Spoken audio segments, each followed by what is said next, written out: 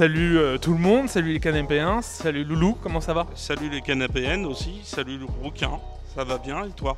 Ça va, ça va. Je voulais te parler d'un petit truc aujourd'hui parce que j'ai eu un pote qui m'a envoyé un petit message rapide.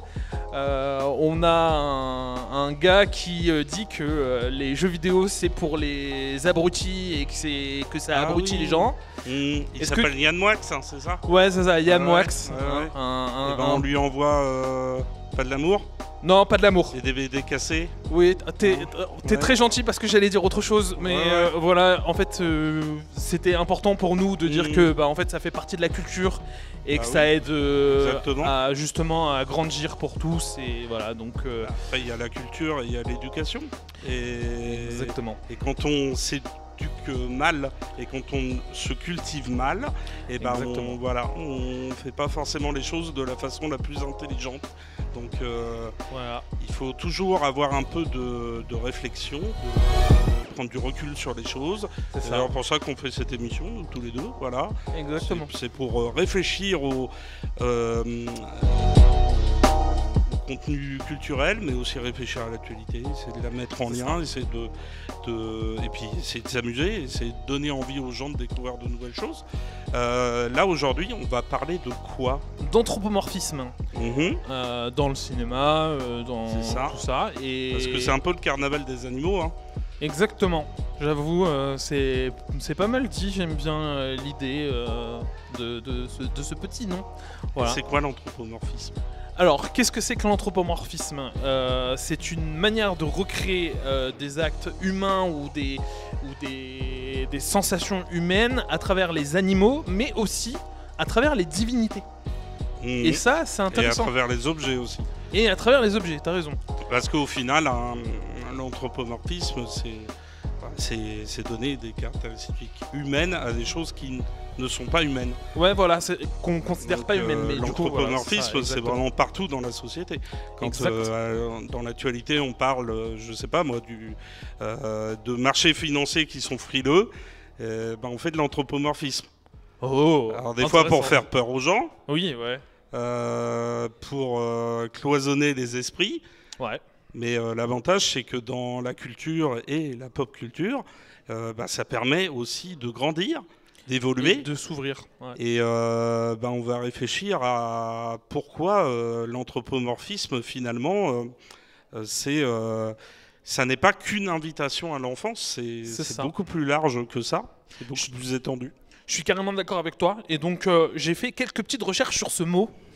J'ai vu que tu avais fait aussi une petite vidéo sur nos réseaux, donc tu avais déjà expliqué que anthropomorphisme c'est séparé en deux dans le grec. Anthropo veut dire homme et morphisme veut dire forme. Ouais. Et ça c'est intéressant parce que ça vient des années 1700 où le baron d'Alloc va donner cette définition anthropomorphisme. D'accord, ok. Voilà, en 1700, tu imagines, ça date un petit peu. Mais oui. On retrouve ça aussi dans des sculptures ou des dessins qui datent de plus de 10 000 ans, de la préhistoire. Exactement.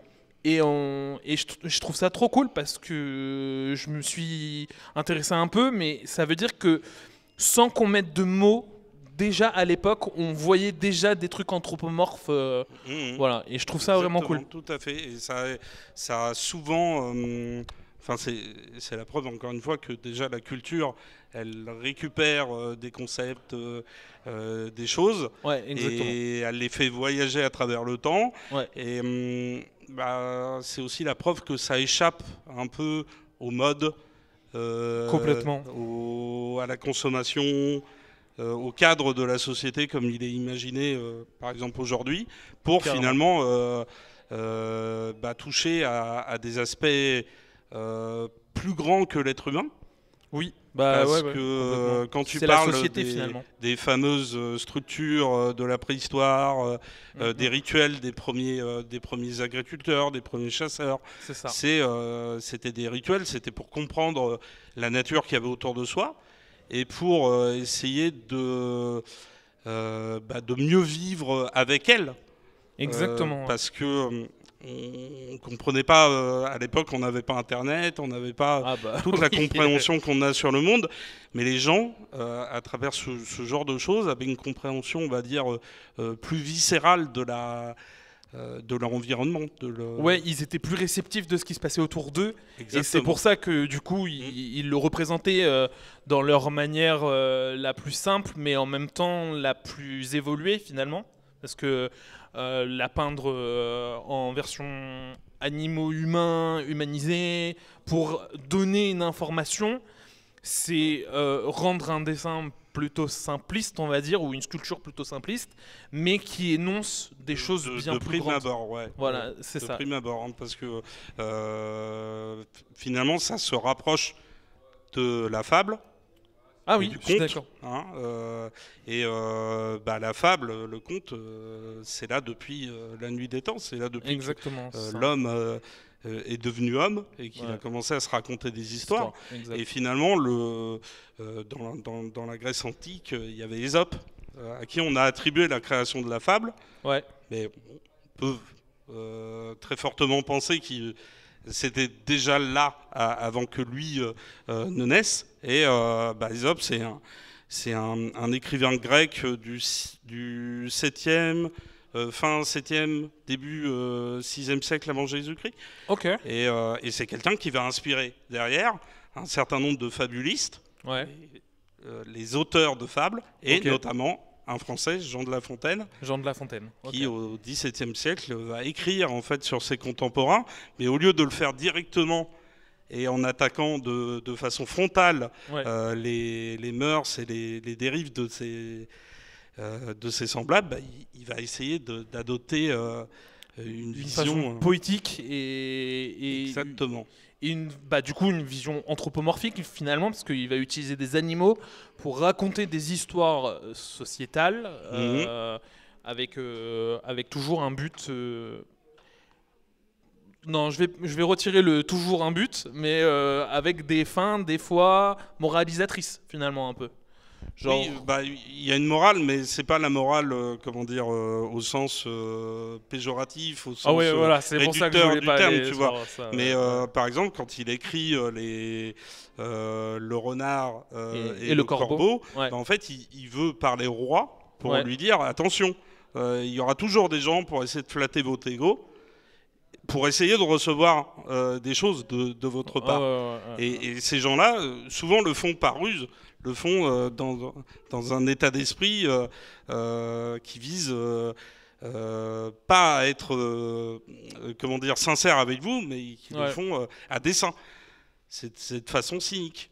Ouais, je vois carrément. Et en plus, ce qui est rigolo dans tout ça, c'est qu'on a des choses qui se répètent d'année en année, de décennie en décennie, de millénaire en millénaire. Un peu comme nous, où l'année dernière on parlait de robots, d'IA et de tout ça. Exactement. Et là on va parler d'anthropomorphisme. Et grâce à quelqu'un que vous avez vu sur notre chaîne, donc le nain, que vous avez vu sur la chaîne, il m'a proposé un film qui s'appelle Le robot sauvage. Et en fait, ça parle d'anthropomorphisme dans ce film. C'est un film de robots et d'animaux. Et en fait, c'est génial parce que ça parle vraiment de plein de choses. Ça va parler de parentalité, d'adoption, de différence d'espèces. De racisme. De racisme, voilà. Et de déterminisme social aussi. Exactement. Et je trouvais la manière de le faire vraiment, vraiment géniale quand même. Ah oui. Puis c'est un très très beau dessin animé. Oui. Déjà parce qu'il y a cette profondeur thématique qu'on ne retrouve pas forcément aujourd'hui à cause de la franchisation de la culture. Ouais. Mais là, on va avoir des personnages dont on peut apprécier les aventures, on peut apprécier l'histoire, et l'histoire, elle nous renvoie comme ça à un certain nombre de choses qu'on va toutes et tous connaître. C'est ça. Quand il parle notamment de déterminisme social, c'est pour dire attention, c'est pas parce que on est petit, grand, gros, maigre, qu'on doit forcément aller dans une certaine direction. Exactement. C'est pas parce que les gens qui te ressemblent, tu dois forcément faire les choses comme eux. Exactement. Et c'est pas parce que quelqu'un ne te ressemble pas qu'il ne peut pas être ton semblable. Pareil. Exactement. Exactement. Et j'ai trouvé vraiment ce film comme une petite douceur de 2024. Alors c'était quand même plutôt cool parce qu'en 2024 on a eu quelques problèmes sociétals qui se sont passés avec une montée forte d'un certain parti politique, on n'en parlera pas plus, mais dans l'idée en fait ce genre de truc là fait plaisir à voir parce qu'il te rappelle que c'est le vivre tous ensemble qui marche le mieux et ça grâce à des animaux. Et je trouve ça fou, en fait, le concept même de se dire, ok, mais pourquoi moi, en tant que spectateur, je suis capable de voir des choses qui parlent de ma réalité à travers des animaux. Et ça, en fait, il faut dire merci à tous les réalisateurs, toutes les personnes qui ont de l'imagination et qui arrivent à faire ça, parce que c'est souvent considéré comme un moyen enfantin de faire de l'anthropomorphisme. Ah oui, mais avant ça, tu vois, je parlais tout à l'heure des fabulistes, Jean de La Fontaine, qui avaient donné beaucoup de profondeur à cette thématique-là, parce que justement, de base, c'était pas destiné aux enfants. Les fables, c'était destiné aux adultes. Et le tout premier ouvrage des fables de La Fontaine, l'auteur le dédicace au jeune roi Louis XIV. D'accord, ok. Comme une sorte de, d'enseignement, tu vois. Okay. Et derrière, on va avoir un ensemble d'œuvres de littérature qui vont renvoyer comme ça à l'anthropomorphisme. Notamment l'ouvrage anglais de Kenneth Grahame, Le vent dans les saules, qui est une histoire qui suit quatre amis. Il y a Monsieur Taupe, il y a Monsieur Crapaud, il y a Monsieur Blaireau et il y a Monsieur Rat qui vivent tous ensemble sur les bords d'une rivière. D'accord. Et il se trouve que le calme, la tranquillité, l'harmonie de ce lieu va être remis en cause, notamment par le comportement assez extravagant de l'un des quatre protagonistes, Monsieur Crapaud, qui lui veut apprendre à faire du bateau. Ensuite, il veut apprendre à conduire une roulotte avec un cheval. Et puis finalement, il veut apprendre à conduire une voiture. Et le livre, il est sorti en 1907. Et en 1907, en Angleterre, on est dans ce qu'on appelle la période édouardienne, qui suit la période victorienne. Et il y a beaucoup de puritanisme, mais il y a aussi la révolution industrielle. Et à l'époque, les premiers véhicules, les premières voitures, les tout premiers véhicules qui commencent à mettre un peu le bazar dans les campagnes avec du bruit, des accidents. Et Monsieur Crapaud, lui, il perd souvent le contrôle de ses véhicules. Parce que justement, il perd complètement ses moyens et il perd complètement le sens de sa propre existence, en quelque sorte. Parce qu'il devrait essayer de se recentrer sur lui-même. Et justement, les autres personnages qui sont à côté de lui, qui sont aussi, je le disais tout à l'heure, des personnages anthropomorphes. Parce que ça, c'est on va dire quelque chose qu'on voit régulièrement dans les œuvres anthropomorphes, c'est le fait qu'il y a différents niveaux d'anthropomorphisme. Monsieur Crapaud, c'est typiquement le personnage qui est le plus proche de l'être humain, puisqu'il s'habille, puisqu'il essaye de faire comme les êtres humains, alors que les autres, par palier, sont beaucoup plus animaux. Ouais, il y en a un qui va avoir un châle, par exemple, seulement, et qui va avoir un comportement un peu plus proche de l'homme que de son animal. Puis il y en a un autre qui va avoir un comportement encore plus animal, mais qui ne sera pas habillé. Et il y en a un qui sera vraiment à son état classique, on va dire. Un peu. Parce que moi, je sais pas, j'ai jamais lu le livre. Effectivement, tu as Monsieur Taupe et Monsieur Rat qui sont entre deux, tu vois. Ouais. Et Monsieur Taupe, à un certain moment du récit, il a envie de revenir, parce que le récit commence par Monsieur Taupe qui sort en fait de son terrier. Il est appelé par le printemps. Et il sort parce qu'il entend les animaux, les oiseaux, et que la vie est revenue, quoi. Et voilà, il a envie de découvrir ce monde à l'extérieur. Et finalement, un peu comme Ulysse dans l'Odyssée, il va tenter de retrouver à différents moments son logis. Oh, intéressant. Mais c'est un peu, il est un peu comme un enfant qui n'arriverait pas à retrouver l'innocence perdue. Oh. Il a du mal à se reconnecter à ce truc-là. Et Monsieur Rat, c'est un peu la même chose. Alors que le blaireau, Monsieur Blaireau, lui, c'est vraiment le plus animal de tous, puisqu'il a du mal à se connecter au monde, aux mondanités, au protocole. Et le récit, comme ça, te donne une sorte d'image de l'Angleterre de l'époque. Ouais. Parce que finalement, c'est pas une campagne, tu vois, c'est pas une campagne réaliste où tu as des crises agricoles, où tu as de la famine, comme il y en a eu beaucoup à la fin du 19e et au début du 20e siècle. Mais il y a cette idée que les 4 personnages, c'est des personnages privilégiés. Ah, d'accord. Donc, voilà, ils sont socialement... Voilà, socialement, ils sont quand même supérieurs aux autres. On va dire. Et ils représentent... alors, Monsieur Crapaud, c'est un peu, tu vois, le nouveau riche qui achète et qui dépense à tout va. Alors que Monsieur Rat, Monsieur Blaireau et Monsieur Taupe, eux, ils sont déjà posés. Ils sont déjà installés, tu vois, dans leur... ils ont déjà les codes de la haute société, leur confort, on va dire. Tout à fait. Et en phase 2, il va y avoir des hermines, des belettes, des lapins, qui sont quasiment jamais individualisés, mais qui ont des comportements, on va dire, ils veulent casser, ils veulent voler, ils veulent s'installer dans le château de Monsieur Crapaud en réussissant à un moment à le récupérer pour eux. Et en fait, c'est littéralement, tu vois, le peuple anglais, mais les prolétaires qui veulent tout récupérer. Et ça fait peur, en fait, à l'Angleterre puritaine. Et d'ailleurs, c'est tellement des personnages puritains qui sont quasiment pas sexualisés. Ce qui les sexualise, c'est leur rapport à la nature. Il y a le dieu Pan qui apparaît dans l'ouvrage. Le dieu Pan, c'est une figure de divinité qui nous vient de la Grèce antique et qui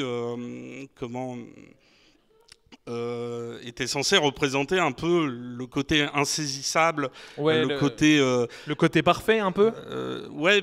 Enfin le côté aussi très dérangé que peut avoir la nature, très bestiale, tu vois, très changeant. C'est marrant parce que j'imagine pas du tout le Pan dans cette version-là, tu vois. Tu vois, ça c'est aussi un peu, en quelque sorte, de l'anthropomorphisme. Pour la littérature, on parle beaucoup plus de personnification. Et à côté de ça, tu as la rivière aussi qui est personnifiée, anthropomorphisée, parce qu'on va avoir... le cours de la vie... à différents moments, en fait, les personnages parlent quasiment avec la rivière. Et la rivière, elle leur donne des sensations que pourrait leur donner en fait un partenaire féminin. Ah, d'accord, Alors qu'à côté de ça, il y a quasiment aucun personnage féminin. Tu viens de me donner envie de lire un livre. Félicitations, parce que je suis vraiment pas un lecteur.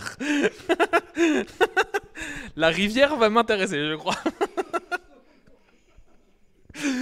Non, franchement c'est trop intéressant, j'adore l'idée. Puis il y aurait beaucoup d'autres choses à dire sur ce formidable bouquin, mais tout ça pour dire que finalement, tu vois, c'est l'anthropomorphisme a pris cette dimension-là à travers la littérature, et là encore une fois, Kenneth Grahame, lui, il écrit dans un premier temps sous forme de lettres. Histoire à son fils unique, fils unique, qui d'ailleurs est plus ou moins représenté dans le récit, parce que c'était un petit enfant qui avait des problèmes de vue. D'accord. Et il se trouve que Monsieur Taupe, le livre commence par lui. Donc c'est directement une référence à ce petit garçon. Mais derrière, lui, il va essayer constamment de troubler en fait les codes pour justement dire finalement l'ouvrage, tu peux le destiner à tout le monde. Et 40 ans plus tard, dans les années 40, un peu après la fin de la Seconde Guerre mondiale, tu as George Orwell qui fait La ferme des animaux. C'est également une sorte de fable dans laquelle des animaux font la révolution dans leur ferme, se débarrassent du fermier et montent une société un peu idéale, jusqu'à ce que une partie des animaux décide de prendre le pouvoir, d'imposer une dictature, et tout ça va mal se terminer. C'est une véritable dystopie. George Orwell, c'est lui qui avait fait 1984, qui avait écrit 1984. Donc tu retrouves ce truc-là.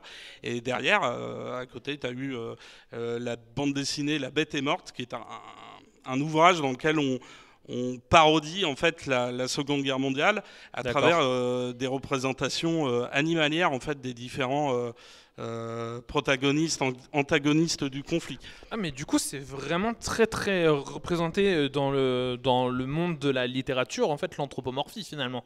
Parce que moi j'avoue que je suis pas très grand lecteur, donc j'ai beaucoup de mal à connaître et à savoir tout ce qu'on pouvait voir, même si j'ai fait quelques recherches et tout sur l'anthropomorphie, mais en vrai, je m'attendais pas à ce qu'il y ait autant de représentations dans la culture littéraire. Et au final, ça date vraiment depuis vraiment longtemps, finalement. Ça a traversé tous les âges. Et en plus, ce qui est génial, c'est que c'est un type de représentation qui a poussé en fait, à se développer dans les différents arts.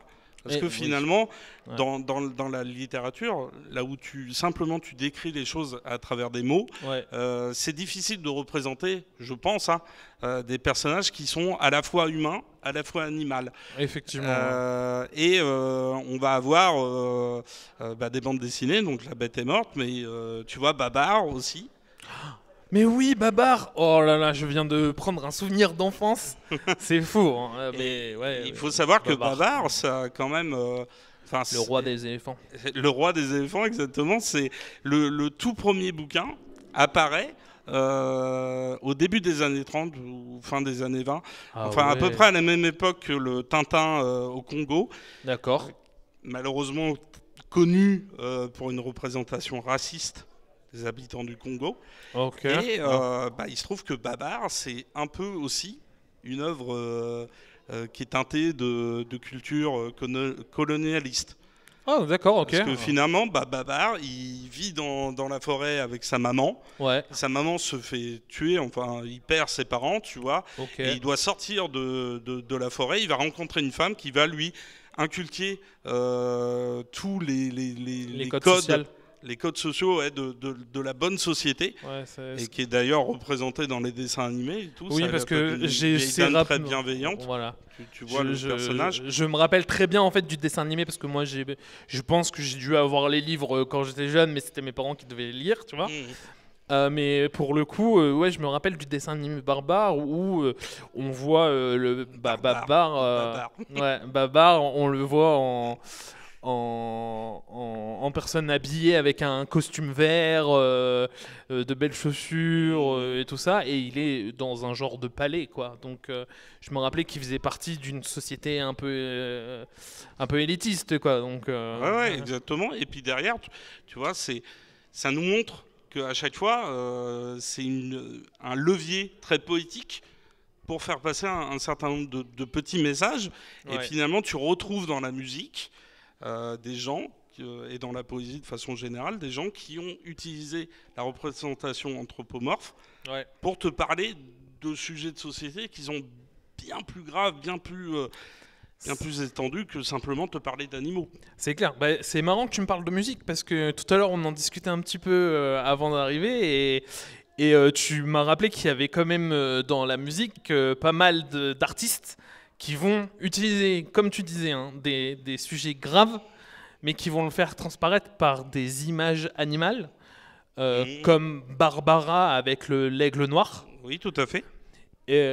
Qui, du coup, c'est quand même vachement triste ce dont ça parle, parce que ça parle de violences sexistes et sexuelles. Exactement. Donc voilà, on va pas utiliser le terme exact, mais vous avez la représentation, je pense. Et puis, tu parlais aussi, et ça m'a fumé parce que mon cerveau mais Snoop Dogg.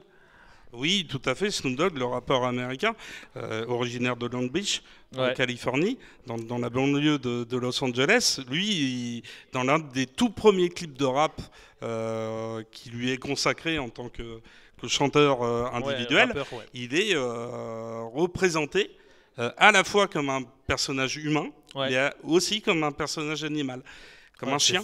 Et il y a dans le montage des moments où on voit des chiens courir dans des terrains vagues poursuivis par la fourrière, et ça switch vers des Afro-Américains qui courent poursuivis par la police dans des terrains vagues, dans des bâtiments délabrés. Donc il y a l'idée en fait d'animaux indésirables. Ouais, ok. Franchement, je trouve ça incroyable. En fait, ça fait d'animaux indésirables et d'individus indésirables.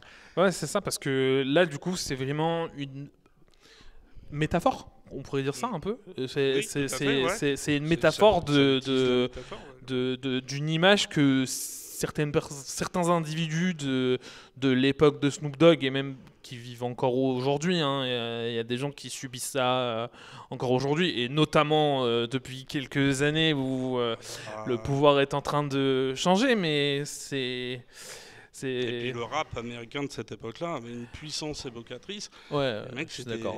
Enfin, ils étaient énervés. Et Snoop Dogg, c'était vraiment c'était le versant. Fallait voir cette déclaration de lui quand on l'accusait de faire du gangsta rap. Où il disait, en fait, comme Tupac Shakur d'ailleurs, avec qui il était très ami, l'idée, c'était que oui, on fait du gangsta rap parce que c'est notre quotidien. On vit dans cette misère-là. Et il faut dénoncer, quoi. Tout à fait. Et il faut le dénoncer. Et il faut qu'on puisse tout casser. Et en même temps, il y avait un côté très libérateur. Je vois. Le rap, et en particulier les chansons de Snoop Dogg, c'est des chansons qui sont jouissives, qui sont libératrices. Alors après, on peut, pointer du doigt la représentation de la femme, pointer du doigt la mise en avant d'une culture de la violence, une culture des stupéfiants. Mais tout ça, en fait, c'est corrélé par cette idée qu'on est des indésirables, qu'on fait partie d'une catégorie de la population qui est mal considérée. Donc, je vois ce que tu veux dire, en fait. Parce que souvent, il y a, nous, on est catégorisés comme des geeks, on va dire, comme nous. Et c'est souvent très mal vu par la population parce que déjà, ils connaissent pas trop bien le mot. Mais aussi parce que... c'est mieux accepté qu'il y a 20 ans, tu vois. Il y a eu quand même énormément d'efforts qui ont été faits depuis les années 2000, mais dans l'idée, un geek, c'est quelqu'un qui se lave pas, qui ne sort pas de chez lui, qui ne veut pas avoir d'interaction sociale et qui fait que du jeu vidéo ou que des films ou des trucs comme ça. Mais pour répondre à des gens comme Monsieur Moix, en fait, on est très cultivé, on parle aussi avec des gens. Et en fait, le mot geek est très très mal représenté. Parce que on s'ouvre beaucoup plus que beaucoup d'autres personnes qui préfèrent rester juste dans leur petite bulle et se disant oui, mais moi je traîne avec des gens, sauf que si tu ouvres pas ta sphère sociale, tu grandis pas. Exactement. Et en plus, tu vois, c'est l'idée de la sous-culture, c'est que truc qui se développe en dessous, dans le côté underground de la société.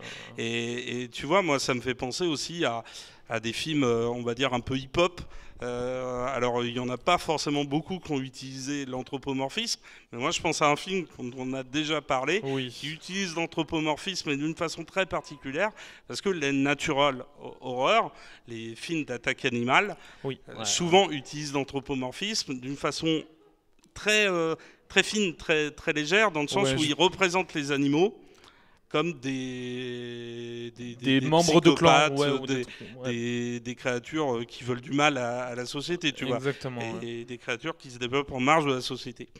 Et il y a 1 an et 2 mois était sorti un film qui s'appelait Vermine, très bon film français, dans lequel des habitants d'un HLM étaient attaqués par des hordes d'araignées. Et en fait, il y avait la double idée d'une population qui est indésirable. La population du HLM que tu ne considère pas, qui n'est pas considérée, qui pourtant arrive à vivre en harmonie, arrive à vivre en se solidarisant. Et à côté, il y a les araignées. Exactement, qui sont pas désirables non plus pour les arachnophobes et pour toutes les personnes. On a du mal à considérer parce que justement on leur attache des comportements, des définitions, mais c'est des définitions qu'on leur donne. Exactement. Et comme souvent, voilà. On oublie que c'est un animal. Ouais, voilà, on oublie que tout ça sont des animaux et c'est pareil pour les dents de la mer. Je veux dire, enfin. La preuve a été faite par A plus B que les animaux qu'un requin ne peut pas être un mangeur d'hommes comme ça, de la même façon qu'un loup ne peut pas être un mangeur d'hommes comme ça. Merci de défendre la cause du loup et des animaux. L'être humain construit en fait son rapport au monde comme un rapport de force, avec des antagonistes, des protagonistes, alors que souvent les choses sont beaucoup plus nuancées que ça. C'est ça. Mais ça facilite pour les histoires. Oui. Voilà. En fait, je pense que c'est aussi une idée de facilité. Et c'est ce qu'on disait en fait depuis la nuit des temps, depuis que l'homme est capable d'écrire et de donner des histoires et de retranscrire des histoires. Eh bien, il facilite les choses en faisant des représentations. Donc, comme je disais tout à l'heure, alors c'était pas péjoratif en disant que voilà, tu fais une statue pour représenter un homme-chien, par exemple. Voilà, c'est pas si facile que ça. La statue, c'est très dur à faire et tout. D'ailleurs, il y a une vieille statue, je crois que c'est un homme-lion. Oui, c'est ça, l'une exactement. des toutes premières représentations anthropomorphes connues dans l'histoire. Exactement, qui a 40 000 ans du coup. C'est ce que je disais tout à l'heure. C'est fou, hein, moi je trouve ça trop cool. Et en plus. On est revenu dessus, dommage, mais en fait, il y a eu aussi un truc qui a été découvert en Ariège, donc en France, dans une grotte où en fait il y a une représentation d'un personnage qui serait anthropomorphe et qui est assez difficile à imager, et on pourrait croire que c'est parce qu'il prend le contrôle sur les animaux. Voilà. D'accord. Et donc là, pour l'instant, moi, dans l'article que j'ai lu, ils avaient des difficultés à vraiment bien comprendre la peinture, parce que c'était dans les grottes des Trois Frères, en Ariège. D'accord. Voilà. Et donc, je trouve ça incroyable de voir à quel point tout se suit et tout Et puis finalement, les codes se retrouvent de façon intrinsèque. Aussi, parce qu'on ne l'a pas dit tout à l'heure, mais la société, avant d'être industrielle et d'être urbaine, elle est agricole. Exactement. Donc le lien avec la nature est très fort, et cette connexion impose en fait d'essayer de trouver des moyens pour comprendre, pour expliquer, pour faire passer des messages. Et d'ailleurs, Jean de La Fontaine, il disait je me sers d'animaux pour instruire les hommes. Oh, j'adore cette phrase. Et je trouve que c'est superbe, parce que en même temps, ça veut tout dire de l'anthropomorphisme. Finalement, tu fais passer un message très, très puissant, très profond, mais à travers quelque chose qui a l'air d'une simplicité. Ouais, c'est ça. Et puis en plus, souvent les animaux qui sont utilisés, c'est des animaux qu'on a l'habitude de côtoyer. Ça va être le chien, ça va être le chat, ça va être le cheval, ça va être la souris, ça va être l'araignée, parce que l'araignée peut faire peur, mais c'est quelque chose qu'on trouve dans les maisons. Et en fait, c'est intéressant parce qu'on leur voue pas mal de choses. Et notamment, j'ai remarqué un truc. Alors après, peut-être que je suis le seul à l'avoir, à faire cette connexion biaisée, tu vois, mais dans l'idée, ça fait aussi partie des mythologies. Tu vois, on dit que l'anthropomorphisme, ça touche aussi au mythe et à la divinité. Exactement. Et bah, quand tu regardes les divinités païennes, enfin, les anciennes divinités non monothéistes, polythéistes. Ouais, polythéistes et tout ça, eh bien, en fait, on se rend compte que, bah, par exemple, en Égypte, on avait des divinités qui étaient représentées mi-homme, mi-animal. Ouais. Voilà, on a plein de choses dans ce genre-là. On avait dans la religion mésopotamienne, ouais, d'accord. c'est pareil, c'est des représentations avec des animaux, des fois genre des dragons, des trucs comme ça, mais il y a aussi des fois des humains qui ont des têtes d'animaux. Et d'ailleurs, tu sais que, enfin, ça me fait penser à quelque chose parce que nous, en France, on a eu un phénomène, on va dire culturel, un phénomène de pensée qui s'est développé dès le XVIIIe siècle, qui s'est appelé les Lumières. Ouais. Et c'était pour insister sur le fait que voilà, il fallait être beaucoup plus instruit. Alors c'est au-delà de ça. C'est plus penseur. Arrêter de, tu vois, d'aller se caler sur des choses qui ne sont pas pragmatiques. Ok, d'accord. Et d'essayer de développer une pensée logique. Ok. Tu vois, du monde. Et finalement, l'anthropomorphisme, il a fait les frais de ce truc-là parce que les sciences, elles ont souvent classé l'anthropomorphisme comme un péché capital, un péché capital, tu vois. Ah, intéressant ça. Et on a souvent, pour parler d'anthropomorphisme, de l'anthropomorphisme dans les civilisations anciennes, on a souvent utiliser le terme système culturel pré-rationnel. Tu vois le niveau de violence pour dire en fait non mais les gens à cette époque-là ils étaient complètement cons quoi. Oui. Les tribus africaines qu'on vient de conquérir, non mais avant qu'on arrive juste c'était une grosse bande de débiles mentaux. Et enfin ça parle sauvages, du coup du racisme aussi qui se cache derrière ce genre de choses et du mépris de classe qui se cache derrière ce genre de choses. Et donc finalement, c'est d'autant plus évident, tu vois, de voir au fil des siècles des écrivains et ensuite des poètes, des chanteurs et puis des gens issus de différentes catégories prendre la chose pour finalement parler de ce qui ne va pas dans la société. Et c'est d'autant plus fort quand tu as des Afro-Américains qui vivent dans des ghettos, qui vivent le racisme, mais d'une façon complètement fois 10 000, barbare, tu vois. Le petit blanc qui se plaint du racisme anti-blanc, il peut aller se rhabiller, quoi. Parce qu'à côté, les mecs, ils ont quand même bien morflé, quoi. Alors après, tu vois, bon. Tout le monde est critiquable. Oui, un mec comme Snoop Dogg sera critiquable. Des mecs comme Dr. Dre sont critiquables. Oui, ils comme Monsieur Moix. Et comme Monsieur Moix. Mais tu vois, ces mecs-là, ils se sont aussi, tu vois, posé la question de comment je peux essayer de, tu vois, de faire bouger les choses. Et finalement, tu les fais bouger aussi en touchant aux tripes. Et l'anthropomorphisme, il va aller capter en fait le côté viscéral de la culture et de la pop culture. Ça nous ramène un peu à un côté animal primordial de notre être en fait. Et ça c'est intéressant parce que sans s'en rendre compte, et là tu vois, je l'ai pas écrit, je l'avais pas réfléchi avant, c'est parce que là on en discute et que j'y pense en même temps, tu vois. En fait, oui, l'anthropomorphisme, en fait, c'est pas que une manière de décrire les problèmes sociétals et de les informer. C'est aussi une manière pour nous de le digérer.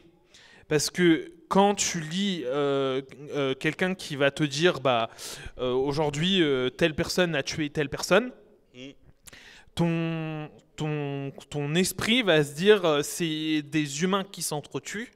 Tu vois, ça va faire un genre de blocage, tu vas avoir un genre de répulsion. Alors que si tu le regardes en mode cet animal a tué cet animal, et que c'était anthropomorphique, tu vois, on en parlera plus tard, mais il y a une série genre Beastars, par exemple, qui en parle, tu vois. Et en fait, je me dis, bah, ce moment précis, tu vois, c'est beaucoup plus facile à digérer et tu comprends tout ce qui s'est passé en comprenant la série complète et en comprenant l'anthropomorphisme plus tard.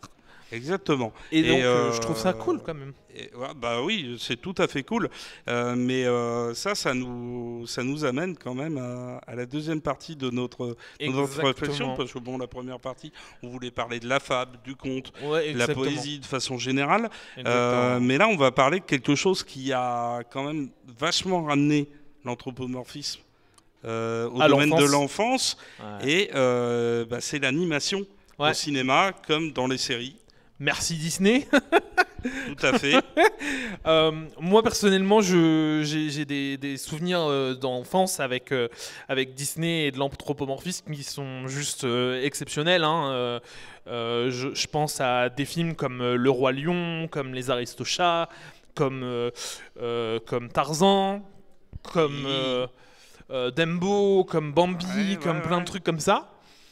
Et en fait, quand tu le regardes au premier abord quand tu es un enfant, et c'est là où en fait, tu vois, l'anthropomorphisme va vraiment aider, c'est que ça va te permettre de dire tout ce que tu as envie de dire en tant qu'auteur, réalisateur, parce que là c'est de la réalisation dont on parle, mais on va vraiment pouvoir parler de tout sans qu'on se dise on va se faire défoncer par la critique, parce qu'en fait, les enfants vont être le cœur de cible. Oui, tout à fait. Exactement. Et chez Disney, ils essayaient de faire passer des messages subliminaux en plus. Ah bah oui. Mais le cœur de cible, c'était l'enfance. Ah bah tout à fait. Et en plus, bon, faut quand même se remettre dans un certain contexte. Quand Walt Disney se lance dans l'animation dans les années 20, c'est pas la même société qu'aujourd'hui. Hein. Complètement. Et lui, c'est quelqu'un qui, de la vie de gens qui l'ont connu, quelqu'un qui était assez hypersensible, qui était beaucoup axé sur son lien avec les animaux. C'est quelqu'un qui avait vécu dans une ferme. Ça, d'ailleurs, c'est pareil, une sorte un truc que tu retrouves régulièrement dans toutes les représentations, enfin chez tous ceux qui ont utilisé l'anthropomorphisme, le lien avec la nature, ou le lien avec un certain éloignement de ce qui fait l'humanité, ou de ce qui fait que la société est la plus moderne qui soit. Parce que finalement, bon, les États-Unis au début du XXe siècle, c'est comme la France, tu vois. Mais quand tu vas dans les campagnes, les gens n'ont pas le même rapport à l'existence, n'ont pas le même rapport aux choses, et finalement, Walt Disney, lui, dans ses films d'animation, il va utiliser l'anthropomorphisme à la fois comme une invitation à l'enfance, mais aussi une invitation à la fantaisie. C'est pas, tu vois, il adapte des contes. Exactement. Et finalement, le fait d'avoir des petits animaux anthropomorphiques qui chantent avec les princesses, par exemple, c'est une faction de signifier en fait que tu es dans un univers fantaisiste, un univers où il y a de la magie, un univers où les règles de la logique n'ont pas forcément cours. Et tout ça, ça va faire évoluer en fait l'anthropomorphisme.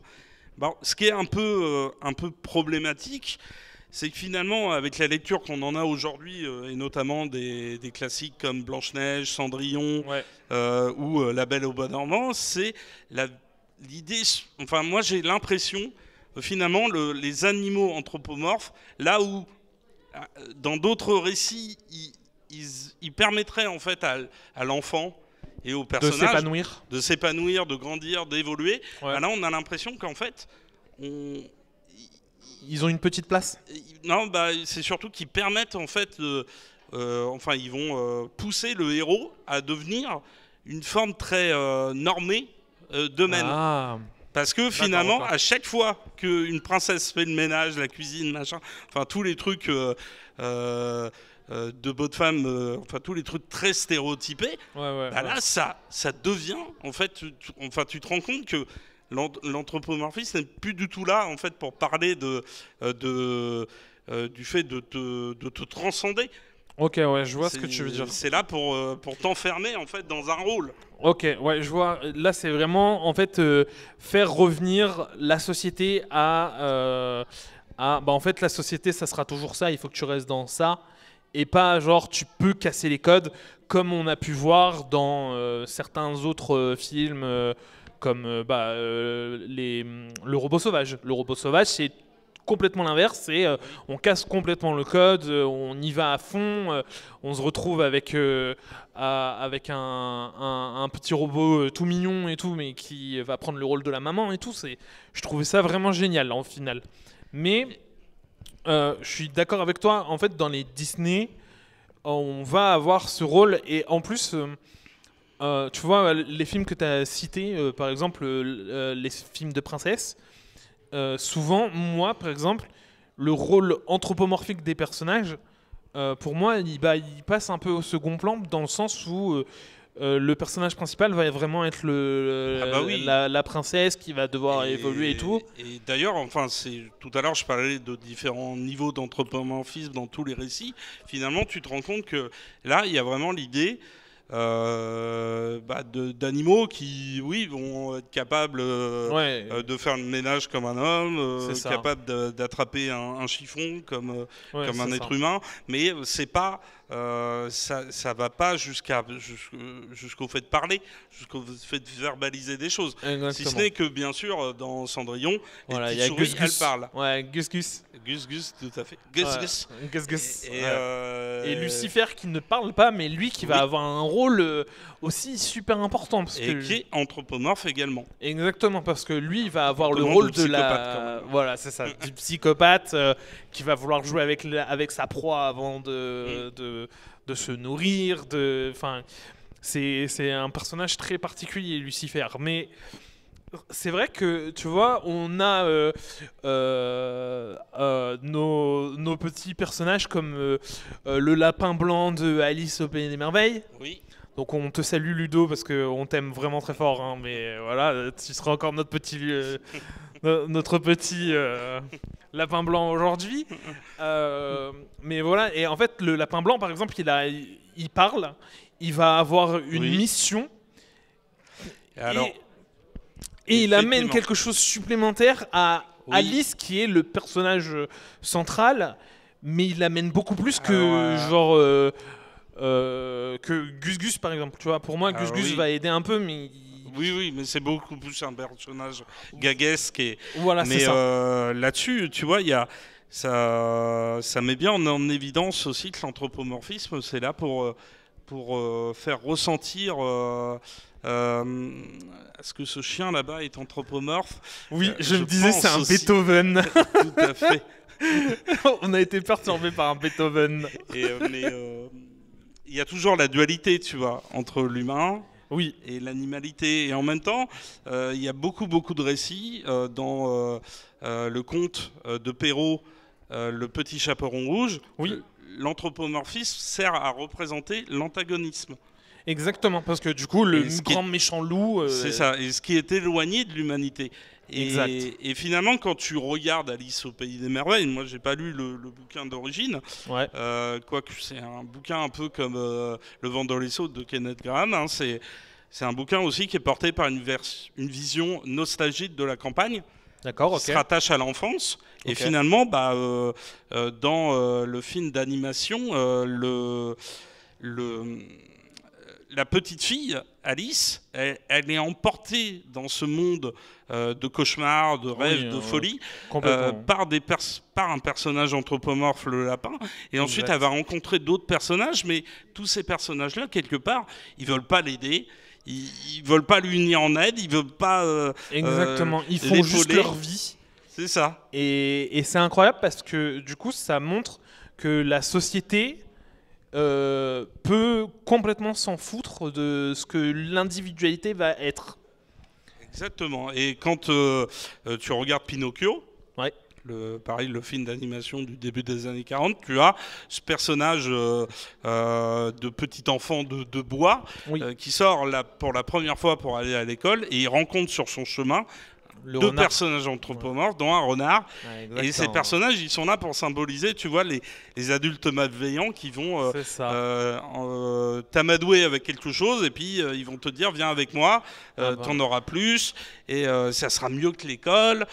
Mais encore une fois, tu vois, derrière, il y a quand même un peu le spectre du puritanisme dans l'idée où il faut, c'est important d'aller à l'école, il faut s'instruire.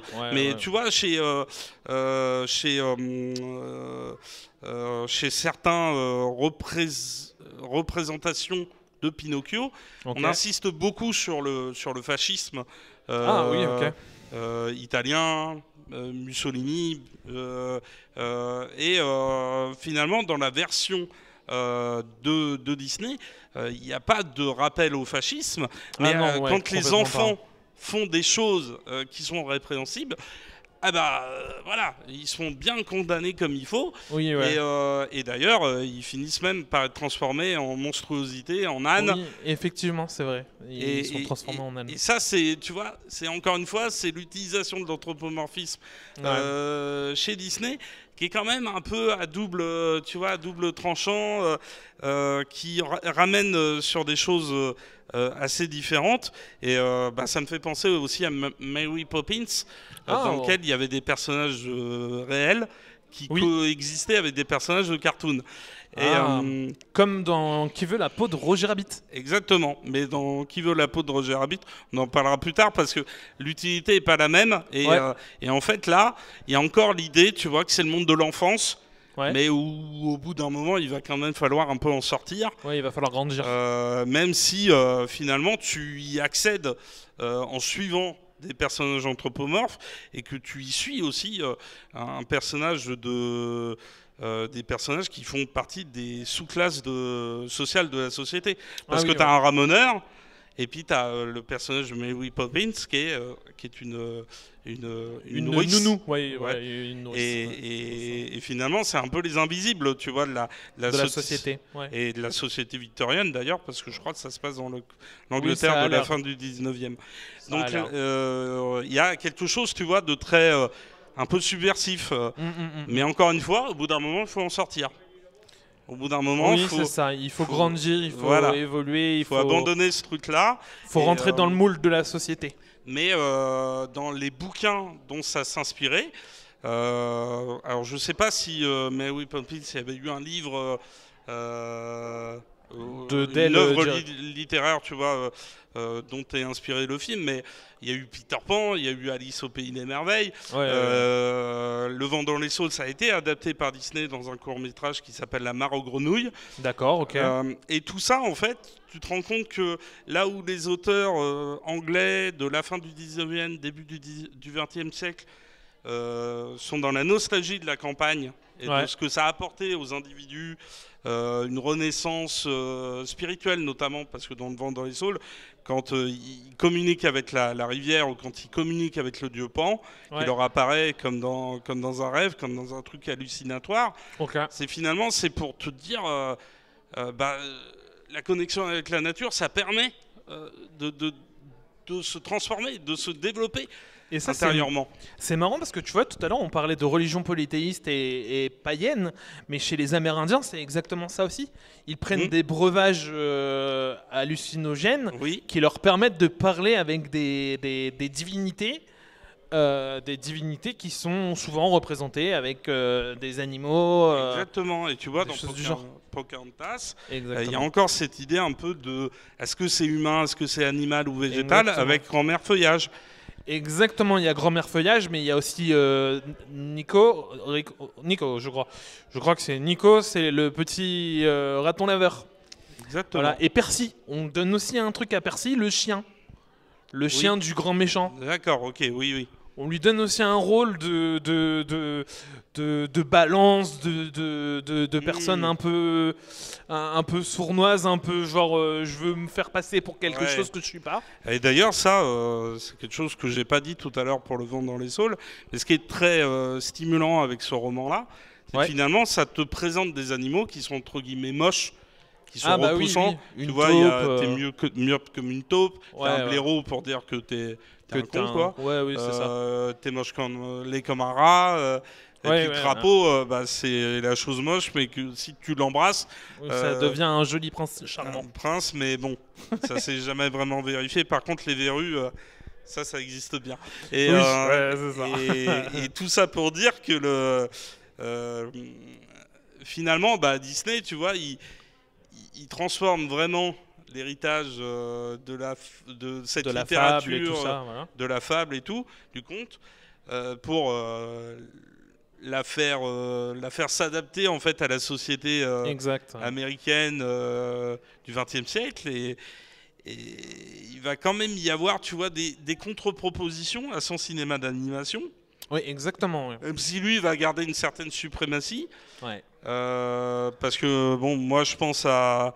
Je t'ai fait découvrir hier Brisby et le secret de Nîmes. Effectivement, c'est un banger aussi. C'est tout à fait un mec qui va essayer de développer dans son coin une autre proposition avec, du coup, une nouvelle utilisation de l'anthropomorphisme. Exactement. D'ailleurs, ce qui était intéressant avec Don Bluth, du coup, c'est sa manière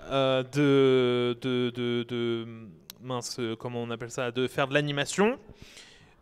L'utilisation qu'il va avoir de ces personnages anthropomorphiques, parce que là moi tu m'as montré Brisby et les secrets de Nîmes.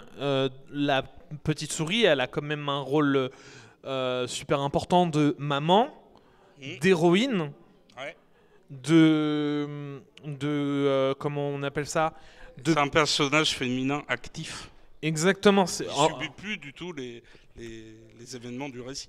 Oui, c'est ça, exactement. Elle subit aucun élément du récit. Enfin, elle est subie au début, et puis finalement, elle arrive à mais elle va devenir courageuse, elle va...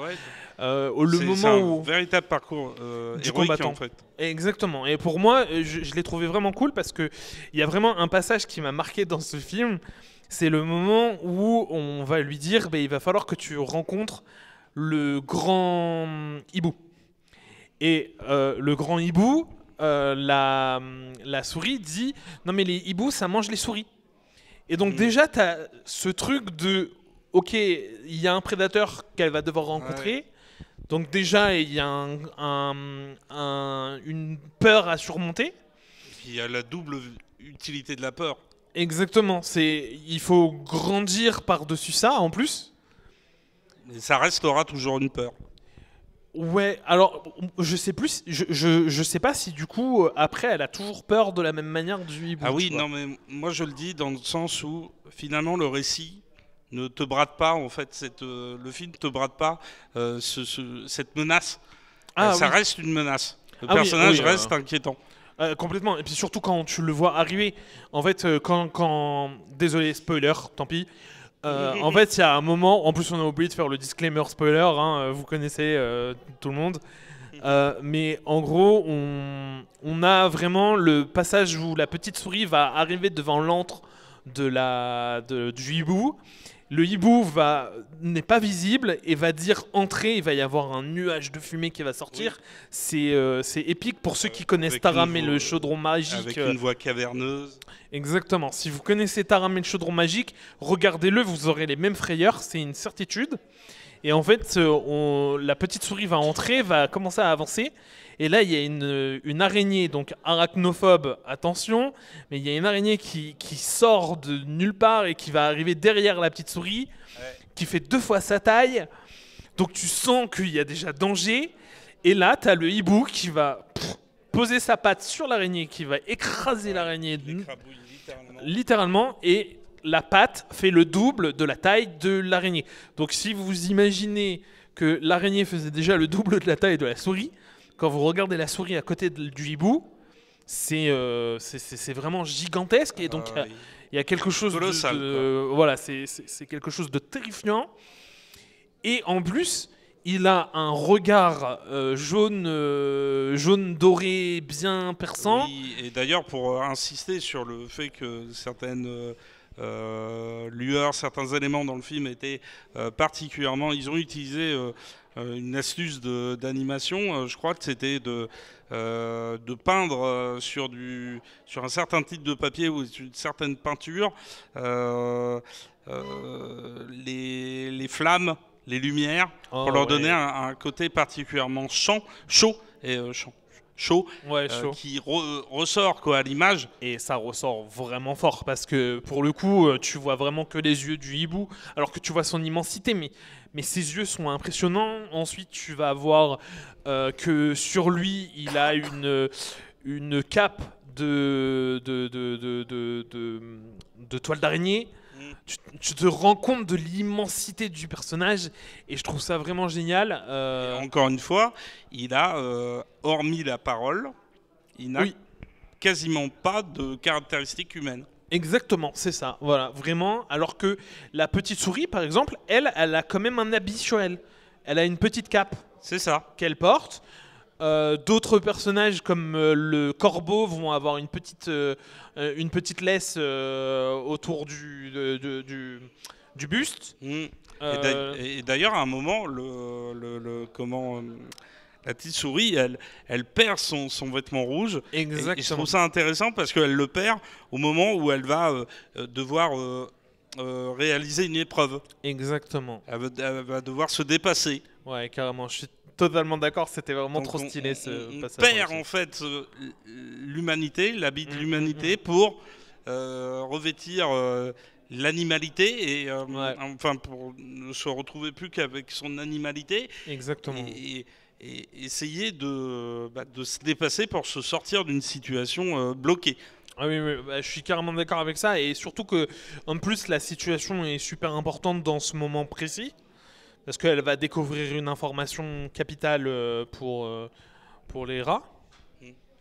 Et voilà, donc moi je trouve ça vraiment trop cool. Brisby, c'était un super film, merci de me l'avoir présenté. Il n'y a pas de problème, c'était avec plaisir, mais en plus là-dessus, tu vois, Don't Bluff, moi ce que j'aime bien, c'est que à côté, il a fait d'autres films, hein, Fievel et le Nouveau Monde, Le Petit Dinosaure et la Vallée des Merveilles, Charlie mon héros, et à chaque fois, on retrouve en fait une certaine imagerie religieuse ou un truc connecté à une certaine forme de spiritualité, parce que Le Petit Dinosaure, c'est aussi un récit anthropomorphique, mais avec un animal disparu, le dinosaure. Exactement. Mais on a cette vision de la mer qui apparaît dans le ciel, qui apparaît dans les nuages, qui préfigure en fait la vision de Mufasa dans Le Roi Lion, la vision spectrale de Mufasa. J'allais y venir. Et ce que je trouve d'incroyable, c'est aussi à chaque fois, et je l'ai pas dit tout à l'heure sur Le Robot Sauvage, mais c'est aussi des récits qui n'hésitent pas, comme beaucoup de grands récits, de grandes œuvres de la pop culture, à aller chercher des thématiques religieuses, à aller chercher des leitmotifs de récits religieux comme l'Exode, comme le cataclysme qui arrive duquel tu dois te protéger. C'est le cas dans Brisby. Dans Fievel et le Nouveau Monde, on parle des pogroms,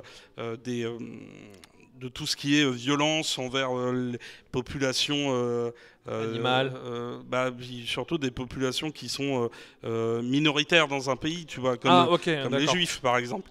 Et c'est moi je trouve incroyable parce que le cinéma de Don Bluth, c'est à la fois un cinéma qui est complètement axé sur les enfants, mais qui te dit par contre, voilà, moi je suis pas là pour les ménager, je vais...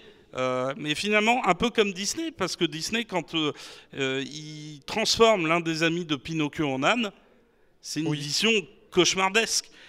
Ouais, je suis d'accord. Et en même temps, tu vois, je trouve que Disney l'amène de manière un poil plus enfantin que dans d'autres vision, tu vois.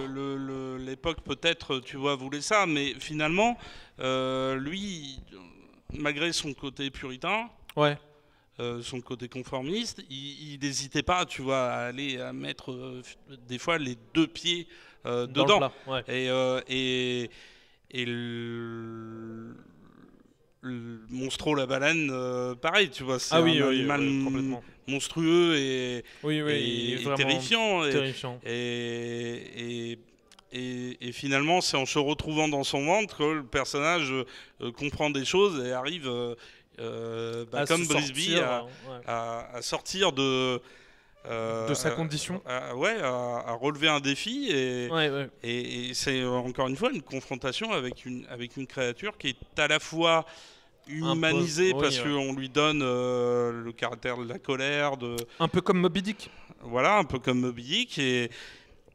Mais avec cette animalité qui est derrière, qui est en toile de fond.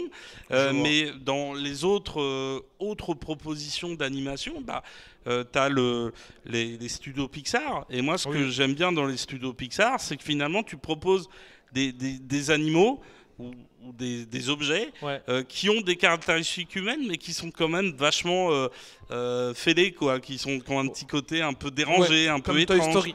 Voilà, ou comme Mille et une pattes. Moi, je pensais à Mille et une pattes parce que tu vois, Mille et une pattes, c'est vraiment le côté. Je suis un inventeur génial. J'essaye de casser en fait ma condition de petite fourmi ouvrière pour relever un défi. Puis finalement. Voyant ma tribu, ma colonie menacée, je vais devoir partir chercher d'autres insectes qui sont tous étranges, tous bizarres, tous un peu givrés. Et puis ça va être pour grandir, pour passer à l'âge adulte, mais en même temps, à la différence des Disney des origines, je ne me dis pas au bout du compte ça s'arrête, ça se termine. Tu vois ce que je veux dire? Moi, je trouve que dans les Disney des origines, à part Dumbo, par exemple, où on te parle de différence, on te parle d'handicap, on te parle du fait d'essayer de trouver sa place dans la société en s'acceptant soi-même, il y a très peu de récits anthropomorphiques, ou du moins où l'anthropomorphisme n'est pas sur la marge du récit. Où l'anthropomorphisme ne représente pas un antagonisme ou un allié, mais un allié qui va finalement t'amener à t'enfermer dans un rôle qui ne devrait pas être le tien. Ok, ouais, je vois. Genre, il va pas t'obliger à devenir un héros ou des trucs comme ça, alors que tu voyais autre chose. Ok, je vois un peu ce que tu veux dire. Moi, je sais que dans ça, il y a dans l'anthropomorphisme et dans les concurrents, si on peut dire, de Disney, de Pixar, on peut également parler des studios Ghibli bien sûr, tout à fait. de Miyazaki, qui lui a une vision de l'anthropomorphie complètement différente. Et pour Princesse Mononoke, par exemple. Princesse Mononoke, par exemple, c'est incroyable. J'adore que tu me parles de ce film parce que je crois que c'est un de mes films préférés. Mais en plus de ça, il parle... moi, je vais surtout parler d'un film qui s'appelle Mon voisin Totoro. Donc, pour toute personne qui ne l'a jamais vu, allez le voir. C'est un chef-d'œuvre des Ghibli. De toute façon, il faut aller voir tout ce dont on parle. Ah oui. Parce que ça vous fera réfléchir et ça vous fera un peu évoluer. Exactement. Et puis ça vous fera passer des bons moments devant votre télé, devant le cinéma, devant l'écran que vous allez utiliser pour pouvoir regarder. Donc franchement, foncez. Mais donc pour revenir à Mon voisin Totoro, donc le synopsis rapide, quand même que vous sachiez ce que c'est. En gros, on va parler d'un personnage. C'est une famille de un homme et 2 enfants qui vont déménager dans une maison de campagne.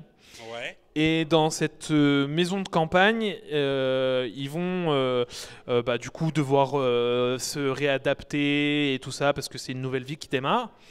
Et la plus petite des enfants va avoir un rôle intéressant parce qu'elle va visiter, elle va voyager autour de la maison, dans le jardin et tout ça, et elle va découvrir un gros nounours gigantesque qui s'appelle Totoro et qui est représenté dans le film comme le gardien de la forêt et le gardien du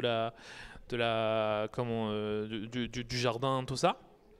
Et en fait, ce qui est intéressant avec ce personnage... On retrouve quand même l'anthropomorphisme comme un allié, un gardien du seuil. C'est une expression tirée d'un bouquin de Joseph Campbell. Okay. C'est pour signifier que c'est celui qui est placé à la limite entre le monde rationnel et le monde irrationnel. Exactement. Et c'est totalement ça pour Totoro. Et en fait, il faut savoir que ce film a deux visions possibles. La première vision de le regarder, c'est de regarder l'histoire, on va dire, comme un enfant et d'apprécier le chef-d'œuvre comme il est fait là. Mais la deuxième version, et quand on se connaît un tout petit peu plus dans la relation japonaise et dans l'histoire japonaise, en fait, on va pouvoir voir Totoro comme un Shinigami. Donc, pour ceux qui ne savent pas ce que c'est qu'un Shinigami, c'est le dieu de la mort chez les Japonais. Et donc, ils prennent plusieurs formes, parce qu'il peut y avoir des Shinigami un peu dans tout et n'importe quoi. Et bien, là, Totoro serait un Shinigami. Et en fait, le film prend une tournure complètement différente quand tu penses à ça, parce que il ne t'invite plus à regarder deux enfants grandir dans un nouveau décor, mais en fait, deux enfants qui viennent de mourir. Et donc, tu vas voir le monde à travers la vision de deux enfants qui viennent de périr et qui viennent de disparaître dans le monde de l'au-delà, quoi. C'est marrant parce que moi, mon souvenir que j'ai de Princesse Mononoke, il me semble que quand même, on parle d'une nature qui est en train de disparaître, qui est attaquée par un mal. Et finalement, à côté, l'humanité, elle aussi a des problèmes, elle aussi a des problématiques à résoudre, mais finalement, les problématiques du monde animal ne sont pas les problématiques forcément de l'humanité. Tu vois, il y a cette espèce de côté où on ne se comprend pas, où on n'arrive pas à se mettre en accord, alors que pourtant, je crois que Princesse Mononoke, elle a quand même, elle fait quand même partie, elle a un côté loup. Exactement, c'est ça. Elle a été élevée par de loups. Elle a été élevée par de loups et c'est ça qui est très intéressant aussi dans ce film. D'ailleurs, pour ceux qui sont avec nous, vous avez la chance de voir le grand écran. Je ne sais pas si les caméras le montrent, mais normalement, il voit ça aussi sur Twitch. Ok, voilà. Donc pour ceux qui sont sur Twitch, vous voyez aussi. Mais franchement, foncez vers ces films parce que en fait, il faut savoir que Miyazaki a un rapprochement très fort avec tout ce qui est écologie. Ouais. Tous ces films parlent de l'écologie, de choses de ce genre. Et en fait, chacun des personnages animaux qu'il va utiliser a un côté anthropomorphique à chaque fois. Genre, tu disais tout à l'heure, par exemple pour Princesse Mononoke, on voit que la nature subit un traumatisme, que l'humanité subit un traumatisme. Mais il y a un autre film aussi de Miyazaki qui s'appelle Nausicaa et la vallée du vent, je crois. Oui, ouais. Et dans Nausicaa, en fait, on a des blattes géantes qui vont détruire le monde dans lequel elle vit. Et pour ça, elle doit les combattre et tout.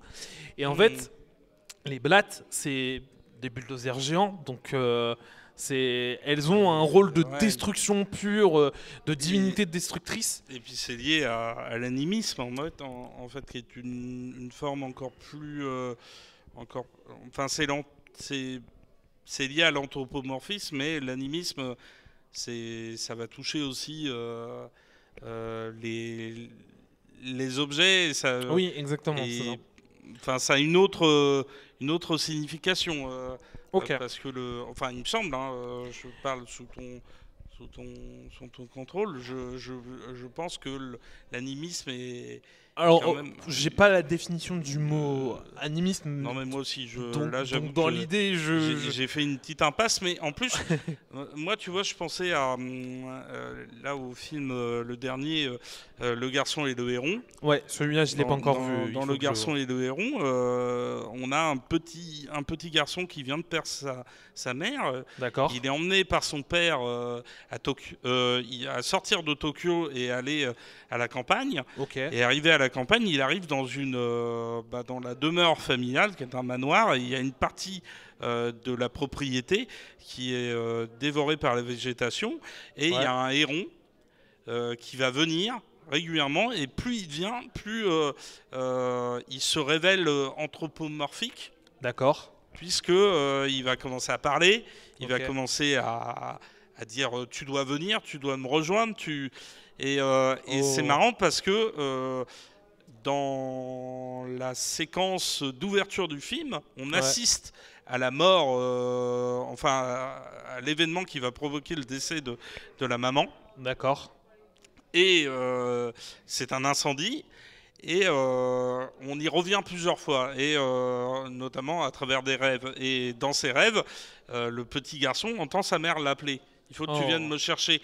Et en fait, le héron utilise aussi il faut que tu viennes me chercher, il faut que tu me retrouves.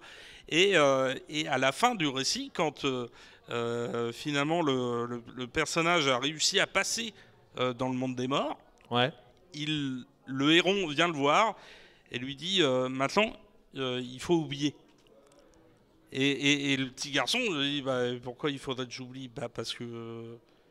Parce qu'au bout d'un moment, on ne peut pas vivre attaché comme ça au deuil, à la perte. Et je trouve que, tu vois, c'est un truc hyper important. Ouais, je vois. Qu'on avait déjà plus ou moins chez Don Bluth. Hein. Mais là, tu vois, finalement, c'est encore une fois l'anthropomorphisme est localisé sur des personnages qui sont secondaires. Exact. Ouais. Et le personnage auquel tu t'attaches, la porte d'entrée dans le récit, ça reste un être humain. Et l'être humain, lui, il est, il est comme toi et moi. Et l'anthropomorphisme est là pour représenter une espèce d'émanation magique. Ouais, magique et divinatoire, finalement. Ouais. Parce que là, pour le coup, le héron, ça pourrait être le passeur comme Chéron, c'est ça? Chéron dans la mythologie grecque, c'est le passeur, tu sais. Alors, je me souvenais pas qu'il avait un nom, ce personnage de passeur, mais je vois tout à fait. Hein. C'est celui qui doit faire traverser le Styx. Oui, c'est ça, voilà. Le Styx. Oui, c'est ça, exactement. Effectivement, on retrouve ce truc-là. Et puis, une nouvelle fois, c'est le gardien du seuil, celui qui se trouve à la limite entre le frontière fantastique et le réel. Tout à fait. Et je trouve ça trop stylé. Et en plus, là-dessus, tu parlais de la mort.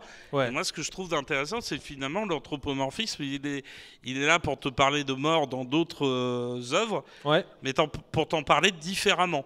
Et notamment dans tout ce qui est cartoon, donc les cours d'animation.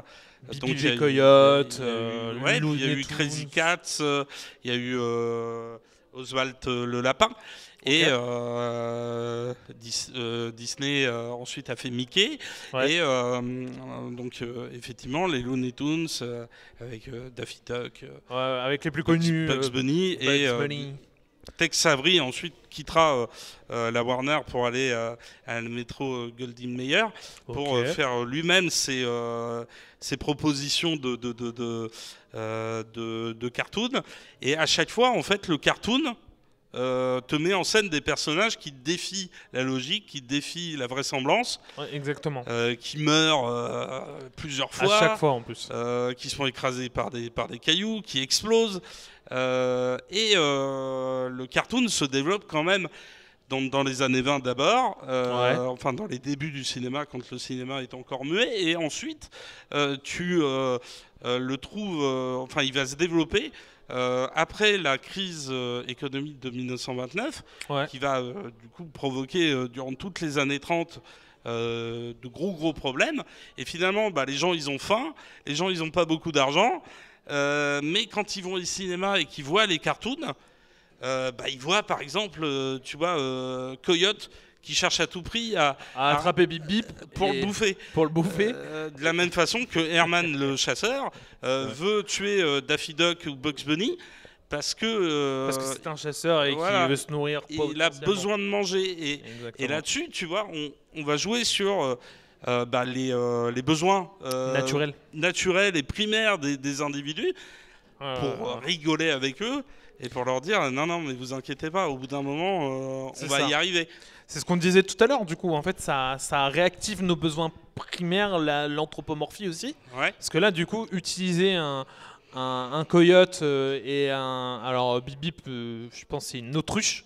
Ouais, c'est une sorte d'autruche. Hein. Je pense que c'est une autruche. Et en fait, l'idée de les utiliser pour créer la chaîne alimentaire classique et réalimenter ça sous couverture d'humour, de parodie, de choses comme ça, et de raconter toujours les mêmes histoires, c'est plutôt cool. Et en plus, vas-y, termine. J'allais rebondir sur un autre sujet après en utilisant aussi. Parce que moi, je voulais continuer sur les cartoons, mais tu vois, je pensais à Crazy Cat de George Herriman. C'est un cartoon en noir et blanc. Et en fait, là-dedans, il y a aussi un peu des incertitudes sur incertitudes sur la sexualité. Ok. J'espère que je parlais bien dans mon micro les autres fois. Et en fait, tu retrouves ça dans un film aussi et dans des comic strips. C'est le personnage de Fritz le Cat, The Cat. Ok. Alors un personnage de chat. D'accord. Qui était rotomane en fait. Et tu vois, il y a le loup de Tex Avery. Ouais, je vois très bien. C'est pareil, il était rotomane. Ok. Il a du mal à contenir ses pulsions. Ses pulsions sexuelles. Et en fait, Tex Avery va faire une relecture, par exemple, de... comment ça s'appelle Le Petit Chaperon Rouge. Ah, ok. Intéressant. Et du coup, ça me donne envie de rebondir. Je vais te laisser finir, je pense, sur les cartoons. Et je vais essayer de rebondir après sur les rotomanes. Faut que j'essaie d'y repenser. Ok. Non, mais après, ce que je voulais dire aussi, c'est que t'as Wallace et Gromit. Ouais. Et dans Wallace et Gromit, moi, ce que je trouve d'intéressant, c'est que finalement, Wallace, c'est l'homme, et Gromit, c'est le chien. Et Gromit, souvent, quand il arrive des pépins dans leur vie là, de célibataires qui vivent en colocation, et l'un est un inventeur, l'autre le suit partout et essaye de rattraper ses gaffes. Littéralement, en fait, le chien, il est là constamment, en fait, pour détecter ce qui ne va pas. Et pour deviner en fait avant une catastrophe potentielle. Avant Wallace ce qui va se passer. Ce que je trouve intéressant, c'est que ça veut dire aussi quelque chose sur le fait qu'on aurait du mal des fois à écouter la nature, tu vois. Ah oui, intéressant. Moi du coup tu vois, ça me fait rebondir sur l'idée que ça peut être un Jiminy Cricket Wallace, parce que Jiminy Cricket c'est ta conscience et tout, mais c'est aussi la nature qui te reparle et qui te dit mais regarde, faire ça c'est mal, machin, parce que ta nature profonde c'est qu'il faut pas faire ça comme ça, tu vois.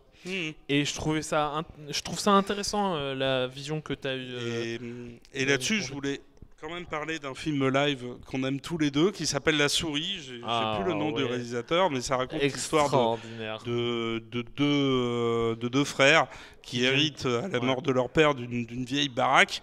Et dans la vieille baraque, il va y avoir une souris. Qui va leur faire perdre la tête. Et tout à fait. Et là, ce qui est intéressant, c'est que finalement, l'anthropomorphisme... c'était juste pour réinsister là-dessus, mais c'est là pour développer en fait une sorte de puissance, tu sais, dans le fait de casser, dans le fait de détruire, dans le fait de retourner ton environnement et de le saccager. Et là, le plus drôle, c'est que on pourrait presque dire que en fait, le plus humain des trois personnages, c'est la souris.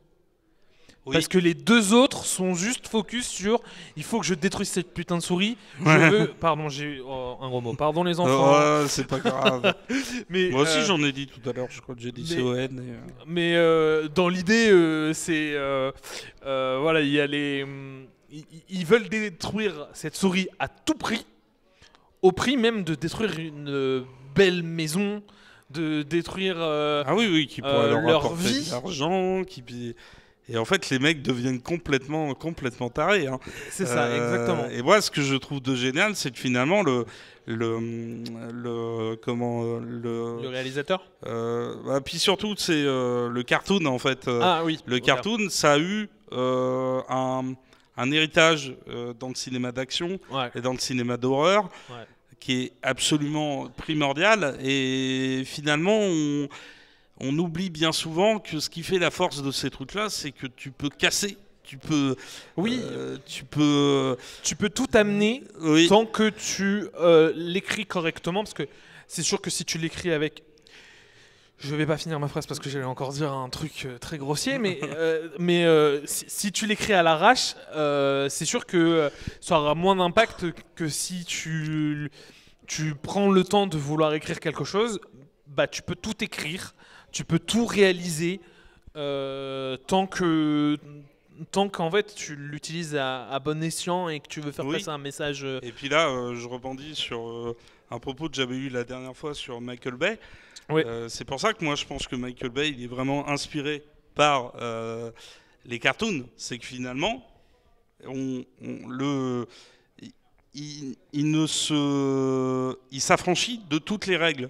Oui, exactement. Hormis celles qui sont celles de son art, à savoir la destruction, à savoir le fait de tout vandaliser. Et finalement, dans Transformers, il y a de l'anthropomorphisme. Parce que tu donnes vie à des voitures, qui sont censées... À des robots, voilà, c'est des voitures, on pourrait rêver... Mais d'ailleurs... Cars... Puis il avait produit, juste là-dessus, il avait produit 2 films, Les Tortues Ninja. Et Les Tortues Ninja, c'est de l'anthropomorphisme. Mais c'est de l'anthropomorphisme où tu prends en fait un truc très codifié qui est le truc de super-héros pour le faire investir par des personnages qui n'ont rien de super-héroïque parce qu'elles sont lentes, parce qu'elles sont peu agiles. Et puis qu'elles sont très mal vues par la société en général. Une tortue, c'est pas ce qui fait rêver. Un rat, c'est pas ce qui fait rêver non plus. Et pourtant, c'est des super-héros.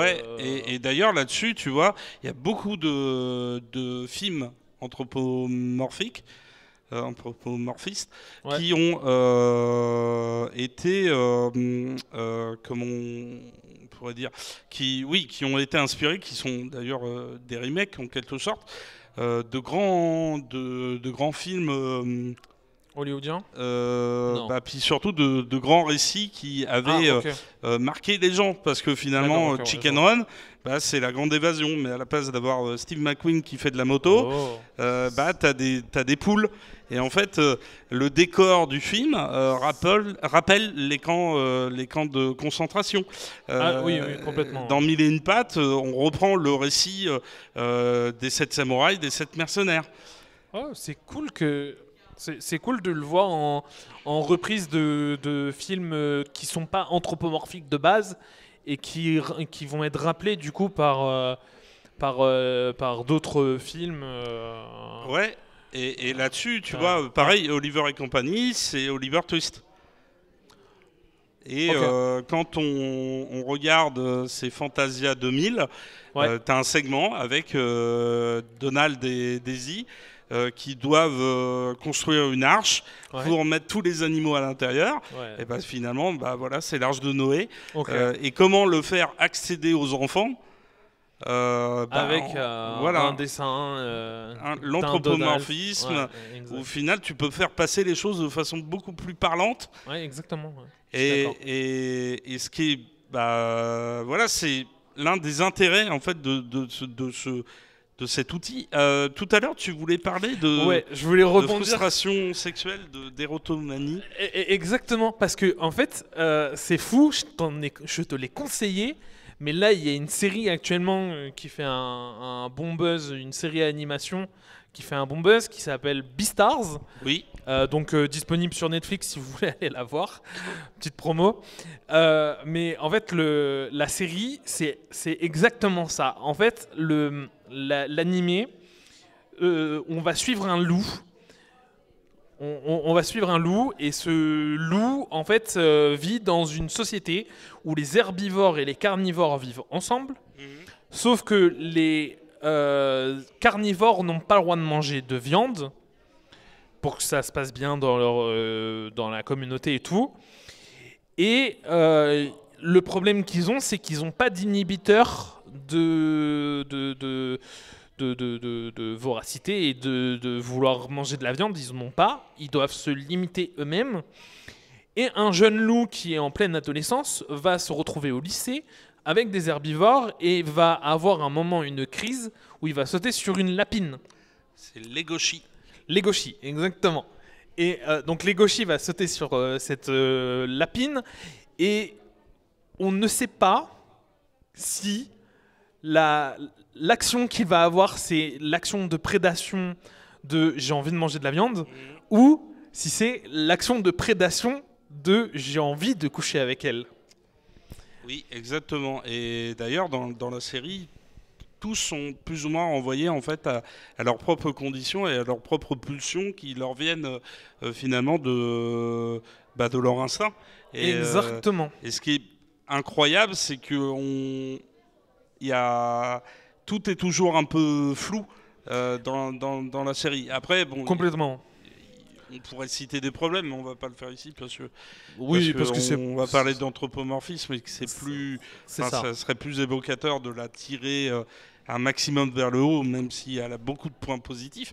Mais en fait, ce qui est étonnant aussi, c'est qu'il y a dans les 2 premières saisons, et je trouve que ça marche vraiment bien dans la toute première, c'est le fait d'avoir une histoire de meurtre. Oui, on ne sait pas qui a fait ça. Exactement. Et on va suivre en fait les aventures des personnages, donc qui sont pas là pour résoudre l'énigme. Mais l'énigme, c'est la toile de fond, c'est le point de départ à tous les problèmes que vont rencontrer ces personnages dans leur lycée où il y a des animaux et où d'ailleurs les carnivores, c'est très étonnant, mais sont les plus discriminés. Oui, effectivement, c'est ça. La race qui va être le plus discriminée, c'est les carnivores, les prédateurs, parce que justement, il y a eu un herbivore qui s'est fait tuer au début, et donc ça va semer terreur, ça va semer la panique, ça va casser la société, la scinder en deux. Et en fait, ce qui est intéressant dans cet animé, finalement, c'est que tout va être relié à notre société d'aujourd'hui, de ce qui se passe aujourd'hui. Et en fait, on a les gens qui veulent nous séparer, qui veulent nous diviser, et il y a ceux qui essaient de rabibocher tout et tout ça. Et voilà. Et donc, je trouve ça vraiment très intéressant, très fun à aller voir. Et puis, la série, elle peut vraiment, embarquer son public, dans le sens où elle essaye de proposer des personnages, des character design qui vont parler en fait au public et vont te ramener aussi à ce qu'on est tous plus ou moins. Et après voilà, il faut s'attendre à avoir des personnages qui vont vivre des dramas, qui vont vivre des traumas. Donc, on reste dans un animé japonais. C'est très axé là-dessus, mais c'est super fort parce que justement, il y a l'anthropomorphisme au centre du récit et que l'anthropomorphisme est là pour te dire voilà, les frustrations, on en a tous. Exactement. On est tous traversés par ça. Ça ne veut pas forcément dire qu'on est mauvais. Mais voilà, c'est assez particulier parce que l'un des points les plus intéressants de la 2e saison, c'est le fait que c'est qu'on essaye de justifier en fait le fait de dévorer quelqu'un. Et comme nous, on est des êtres humains, on va penser au cannibalisme. Mais finalement, ils essayent de le faire sous l'angle du la nécessité justifie en fait le fait d'y arriver. Et je trouve ça intéressant parce que finalement, ça nous ramène aussi à ce côté animal, à ce côté primaire qu'on a tous à l'intérieur de nous-mêmes. Parce que finalement, des fois, on ne peut pas faire autrement que de se comporter d'une certaine façon. Pas dire, je ne suis pas en train de dire qu'il faut manger son prochain, ou lui faire du mal, mais Hannibal Lecter sort de ses corps. Je pense qu'il faut savoir aussi vivre en harmonie avec ses propres frustrations. Je suis carrément d'accord avec ça. Je pense que c'est ce que dit la série. Et en plus, ce qui est intéressant, moi je vais rebondir sur la dernière phrase que tu viens de dire, il faut savoir vivre en harmonie, mais au final, grâce aux jeux vidéo que Monsieur Moix nous dit que ça nous abrutit, machin, en fait il faut savoir aussi que ça nous permet de libérer certaines émotions de frustration, comme par exemple la colère à travers Crash Bandicoot, où tu vas jouer un personnage qui est complètement cinglé, qui est complètement violent, qui va détruire tout sur son passage, qui va sauter de plateforme en plateforme pour aller récupérer une amie ou pour juste casser la gueule de quelqu'un. Un besoin de vitesse aussi, parce que ouais, c'est ça. Souvent, les petites mascottes dans les jeux vidéo, elles ont ce côté...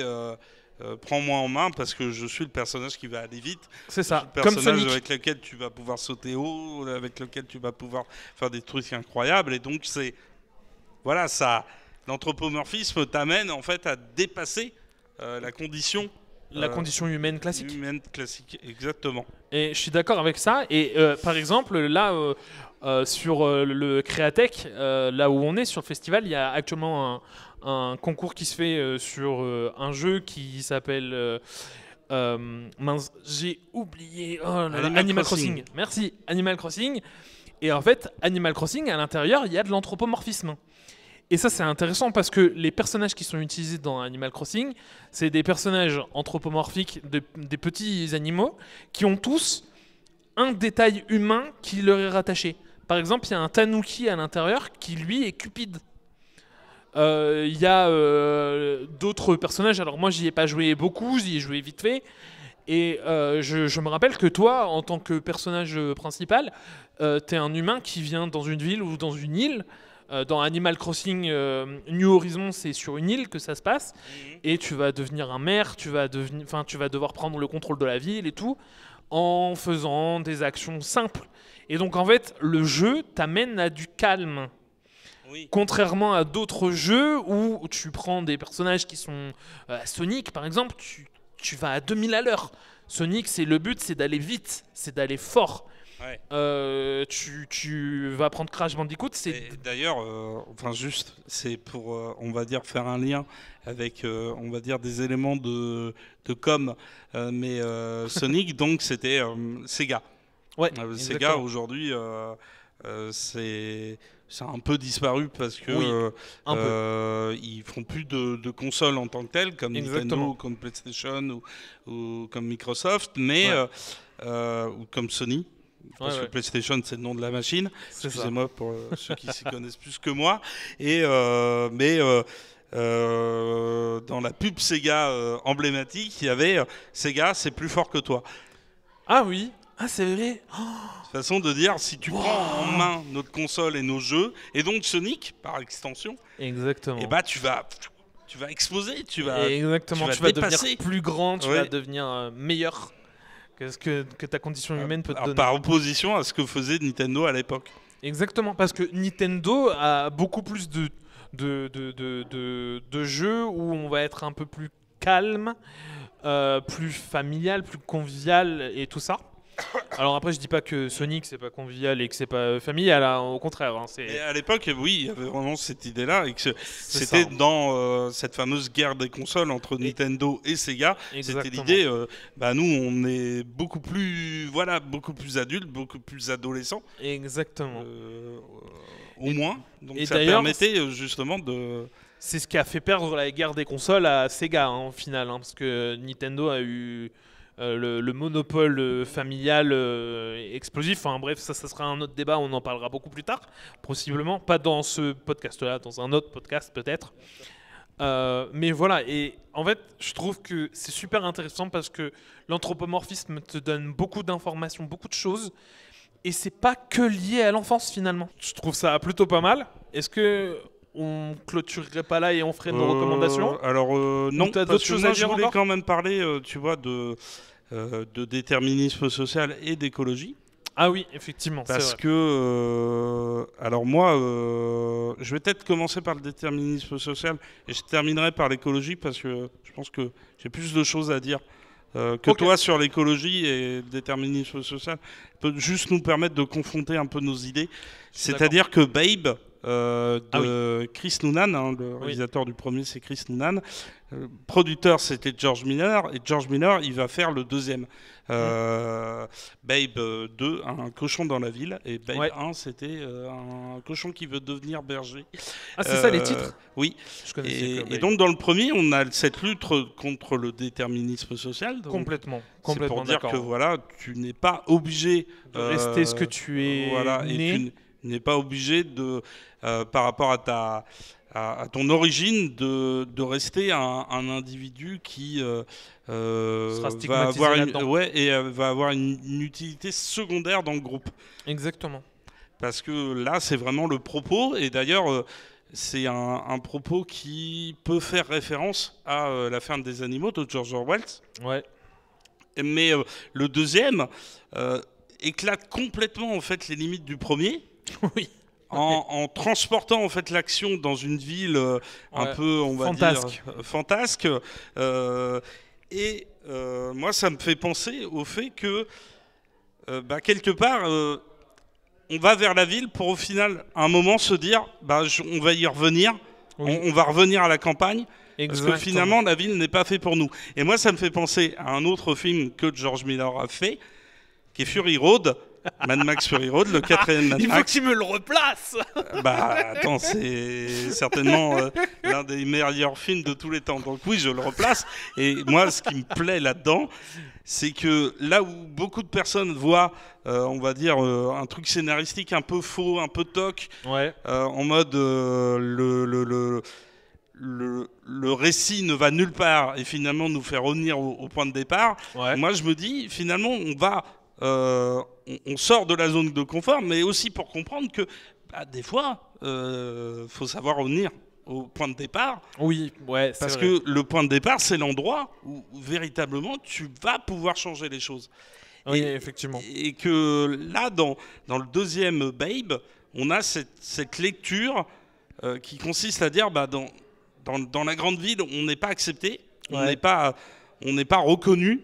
Exactement. On ne nous laisse pas vivre. Et donc c'est quelque part une critique du déterminisme social. Et là-dessus, on revient à la campagne, tous ensemble, dans une espèce d'exode, mais à l'envers. Ouais, complètement. Pour construire une société idéale. Effectivement, parce que du coup, dans Babe 2 que j'ai découvert hier, merci. En fait, le personnage principal, donc Babe, va se retrouver dans une ville où lui, il a aucun principe, mais il a cette idée de devenir un peu un héros, de vouloir protéger sa maîtresse et son maître pour garder son confort de la ferme. Oui. Là où lui va pouvoir exceller dans son domaine de cochon berger. Et en fait, ce qui est intéressant, c'est que vraiment le personnage va devoir à nouveau évoluer tout en utilisant tout son environnement et toutes les personnes qui sont à sa disposition, enfin tous les animaux qui seront à sa disposition, parce que chacun d'entre eux va lui apporter une évolution importante. On a le retour de loi, enfin du canard, Ferdinand. Ferdinand, oui. Ferdinand le canard, qui est son meilleur ami, enfin qui se considère comme le meilleur ami de Babe.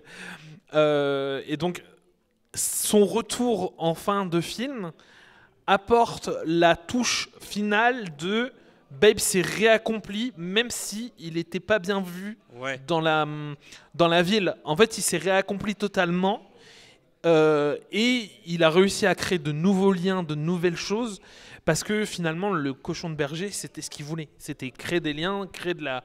Exactement, ouais, tout à fait. Et en plus, tu vois, c'est rigolo parce qu'au début, pourquoi ils partent vers la ville? Parce que le fermier, Monsieur Guette, tombe, fait une chute. C'est ça. Et il est alité. Il ne peut pas travailler, donc la ferme ne dégage plus d'argent. Donc il faut partir pour aller trouver une source d'argent. Et c'est rigolo parce que au moment où ils prennent la décision, ils insistent beaucoup dessus. Il y a le personnage très gaguesque de la fermière qui répète plusieurs fois « il y a un gros cachet ». Un gros cachet, et elle le souligne avec le doigt. Ouais, un gros cachet. Hein. C'est ça. Et donc là, on a ce truc de dire voilà, l'intérêt, c'est l'argent. Et finalement, au bout du récit, tu te rends compte que c'est pas l'argent qui a été le plus important à gagner. C'est d'avoir accroché en fait tous ces personnages très différents, très multiples, très diversifiés. Et ce qui est rigolo, c'est par rapport au premier film, on n'est plus du tout sur un bestiaire essentiellement agricole, essentiellement fermier, mais qu'on a des chimpanzés. Là, on est vraiment sur du zoo complet. C'est ça. On a vraiment tous les... Il y a différentes races de chiens aussi. Exactement, c'est ça. C'est ce que je voulais dire, en fait, mais j'arrive pas à trouver le mot, c'est un peu gênant, tant pis. Oui, en gros, c'est le principe, c'est d'avoir réuni toutes les races de chats, toutes les races de chiens, d'avoir ramené des chimpanzés, un orang-outan, d'avoir d'ailleurs banger, parce que merci à la voix française de l'orang-outan, c'est la voix française de Robin Williams, donc merci à toi, parce que tu nous as fait découvrir des choses quand on était jeunes. Et puis c'est deux films qui sont très très fantaisistes, très décalés. Complètement. Il y a aussi là un héritage du cartoon, avec notamment un final où on débarque dans un truc et il faut ça court dans tous les sens. Ça court dans tous les sens. Il se passe 10 000 trucs. Les plans sont complètement fous. Et à côté, il y a cette très belle séquence où on se rapproche les uns des autres pour essayer d'avoir un logis commun, jusqu'à ce que on vienne nous déloger. Cette scène est... Ce que je trouve d'incroyable, c'est que là-dedans, tu as une critique du fascisme. Exactement. Une critique de la société qui est construite sur des normes. Puis il ne faut pas y toucher. Et puis on ne peut pas faire de bruit. On ne peut pas... on peut pas déranger à la société parce que sinon, tu es un exclu et tu dois partir. Et donc, Babe devient un squatter, mais finalement, après avoir été mis à mal... il va réussir à rebondir correctement. Pour révolutionner le truc. Alors ce qui est rigolo, c'est que finalement, c'est une révolution qui les ramène à leur point de départ. C'est ça. Et ça finit sur une véritable utopie. C'est la ferme des animaux, mais en version utopiste, pas dystopique. Exactement, parce que vraiment la fin est vraiment belle. L'argent utilisé pour la vente d'un hôtel qui abritait tous les animaux va apporter l'argent nécessaire pour garder la ferme. La ferme va être de nouveau utilisable et là c'est le bonheur parce que tous les animaux redeviennent à leur place. Alors qu'avant ils n'avaient plus de place. Dans tout le film, on va découvrir une petite chienne qui est tout en rose. C'est un caniche royal, je crois. Véritable harmonie. Exactement. Et ce personnage te dit, oui, mais moi j'ai plus de chez moi. Ma maîtresse, dès qu'elle a vu que j'étais plus vieille, que j'étais devenu moche, elle m'a dégagé et elle a pris quelqu'un de plus jeune, plus beau. la société de consommation en prend une claque parce que bah, du coup c'est montré que bah, voilà, on jette les objets quand ils sont plus, quand ils sont plus à notre goût. L'être vivant est périssable. C'est finalement comme un objet. Dès qu'on n'en a plus l'utilité, on s'en débarrasse. Et en plus, ça nous éclaire sur notre propre condition d'être humain. Parce que c'est vrai que cette séquence où ils sont dégagés de leur petite maison... Elle est horrible, cette séquence. Et elle est terrifiante parce que... Et là, encore une fois, tu as cette espèce de truc qui était présent chez Don Bluth, par exemple, et de dire, je m'adresse aux enfants. Donc, c'est fantaisiste. T'es dans le rêve, t'es dans quelque chose où on se permet de signifier qu'un personnage est en train de mourir, juste en passant au monde des morts, mais dans une vision totalement idyllique. Et moi, ce que je trouve incroyable, c'est que là-dessus, le gars te place quand même des personnages qui sont ultra menaçants. Moi, la confrontation entre le gars de la fourrière et puis le singe, avec l'orang-outan. En mode ça va bien se passer si tu coopères, si tu te comportes normalement. Moi, je l'ai... On le vit mal parce que en plus, la scène qui précède juste cette parole, c'est que le singe se fait capturer, sauf qu'il tenait un bocal avec un poisson. Et le bocal tombe, le poisson est en train d'agoniser, et il dit de l'eau, de l'eau, de l'eau. Et toi, t'es là en mode... Et puis tu vois que tout le monde se fait attraper par un personnage qui le remet à l'eau. Ouais, c'est ça. Alors il se fait pas en plus rattraper tout de suite, il se fait rattraper lentement après parce que il y a quelques images qui se passent entre deux où tu sens qu'en fait ils vont abandonner le poisson et toi t'es là en mode non mais le poisson, il va mourir le poisson, laissez-le pas mourir. Et au final t'as quand même un bon dénouement sur une touche d'humour en plus. Tout à fait. Voilà, mais c'est vrai que la scène est très forte, très chargée d'émotions, de peur. Et puis encore une fois, c'est un récit qui est simple en apparence, mais qui est complexe. Et la symbolique, elle est complexe, elle est riche. Et moi, moi là-dessus, bon, je vais dire, on va peut-être passer à la conclusion. Alors, avant de faire une recommandation, c'était juste pour dire que voilà, l'anthropomorphisme, effectivement, c'est pas qu'une invitation à l'enfance. Exactement. C'est derrière l'invitation à l'enfance, c'est tu passes. Il y a toujours au moins deux visionnages à faire sur un film anthropomorphique. C'est-à-dire même en faire plusieurs, parce que c'est vrai que c'est... Moi, quand j'ai revu Brisby, tu vois, hier, ou quand j'ai revu les deux Babe, je savais que c'était des grands films, je savais que c'était des films qui étaient stimulants, mais en fait, quand tu les revois, tu revois mille petites choses. C'est des aquarelles, alors à la fois de couleurs, quand tu regardes un film notamment d'animation, mais il y a aussi ce truc très chargé en thématique, en émotion, en petits sujets qu'on te place l'air de rien, et qui, quand tu y repenses, tu te dis ah oui, mais ça voulait dire ça, et puis ça évoquait tel truc, et donc moi ça m'a fait, ça m'a transporté, et tout ça pour dire que ça fait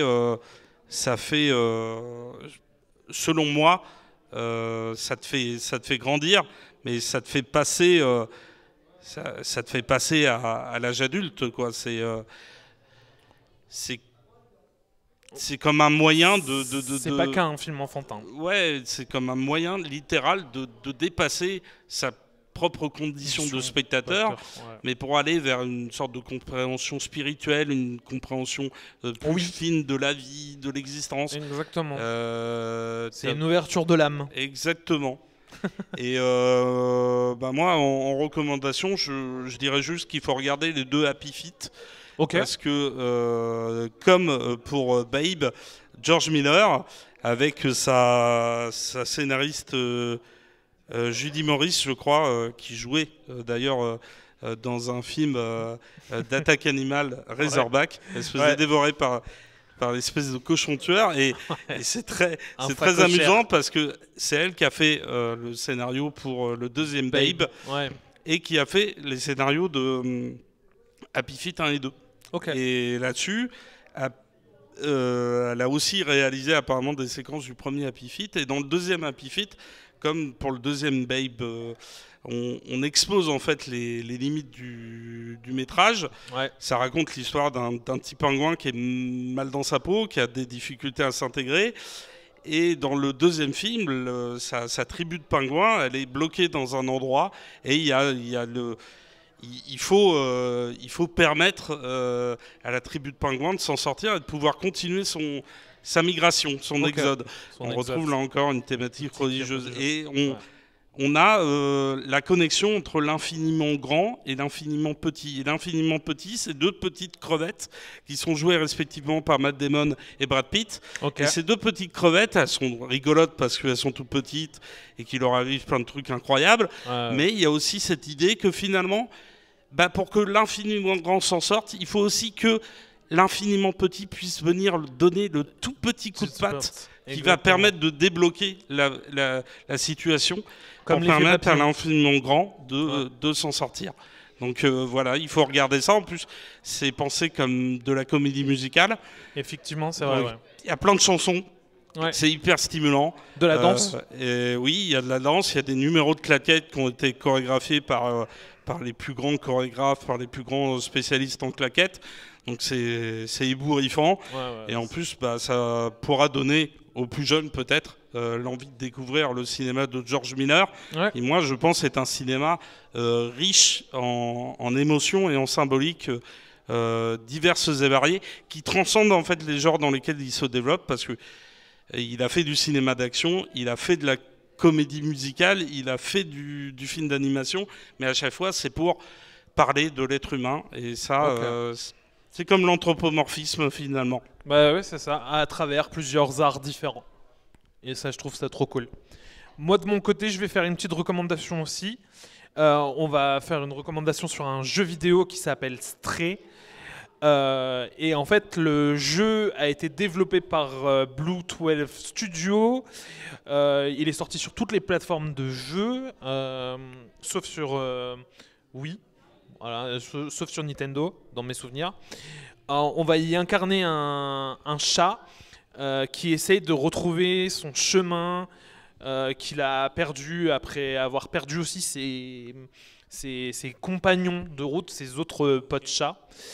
Et en fait, sur sa route, il va découvrir un petit drone qu'il va réactiver. Et ce petit drone s'appelle B12. Et il va lui proposer son aide pour retraverser une ville complètement déserte d'humains, abandonnée par tout ce qui est organique quasiment. Il ne reste plus que des plantes, des choses comme ça. Alors, je sais que c'est des trucs organiques, les plantes, mais dans l'idée, les humains n'y existent plus, les animaux n'y existent plus. C'est contrôlé par des robots qui ont réussi à prendre leur indépendance de l'humanité. Voilà. Et du coup, c'est vraiment très sympa. C'est un jeu d'aventure. Il y a des petites choses supplémentaires que je voulais ajouter. Déjà, le graphisme, le style graphique, il est juste exceptionnel. Très clairement, on est vraiment sur du niveau de Black Myth Wukong ou des trucs même encore au-dessus, comme du Naughty Dog. Il a été comparé à du Naughty Dog, donc c'est vraiment cool. Et donc les Naughty Dog, c'est The Last of Us. Et il a été aussi comparé à du Miyazaki. Donc ça pèse un peu dans le game, je trouve. Voilà, et puis voilà, je vous invite à foncer, à découvrir tout ça, parce que c'est des trucs géniaux. Voilà, donc... Ouais, exactement. Il faudra redécouvrir tout ce dont on vous a parlé. Alors après, on postera l'enregistrement audio, la captation vidéo. Exactement. Avec une description où il y aura toutes les refs. Il n'y a pas de problème. Là-dessus, vous pouvez nous retrouver aussi sur... J'arrête de faire je sais. Mais le truc, c'est qu'on va se revoir au mois de mars.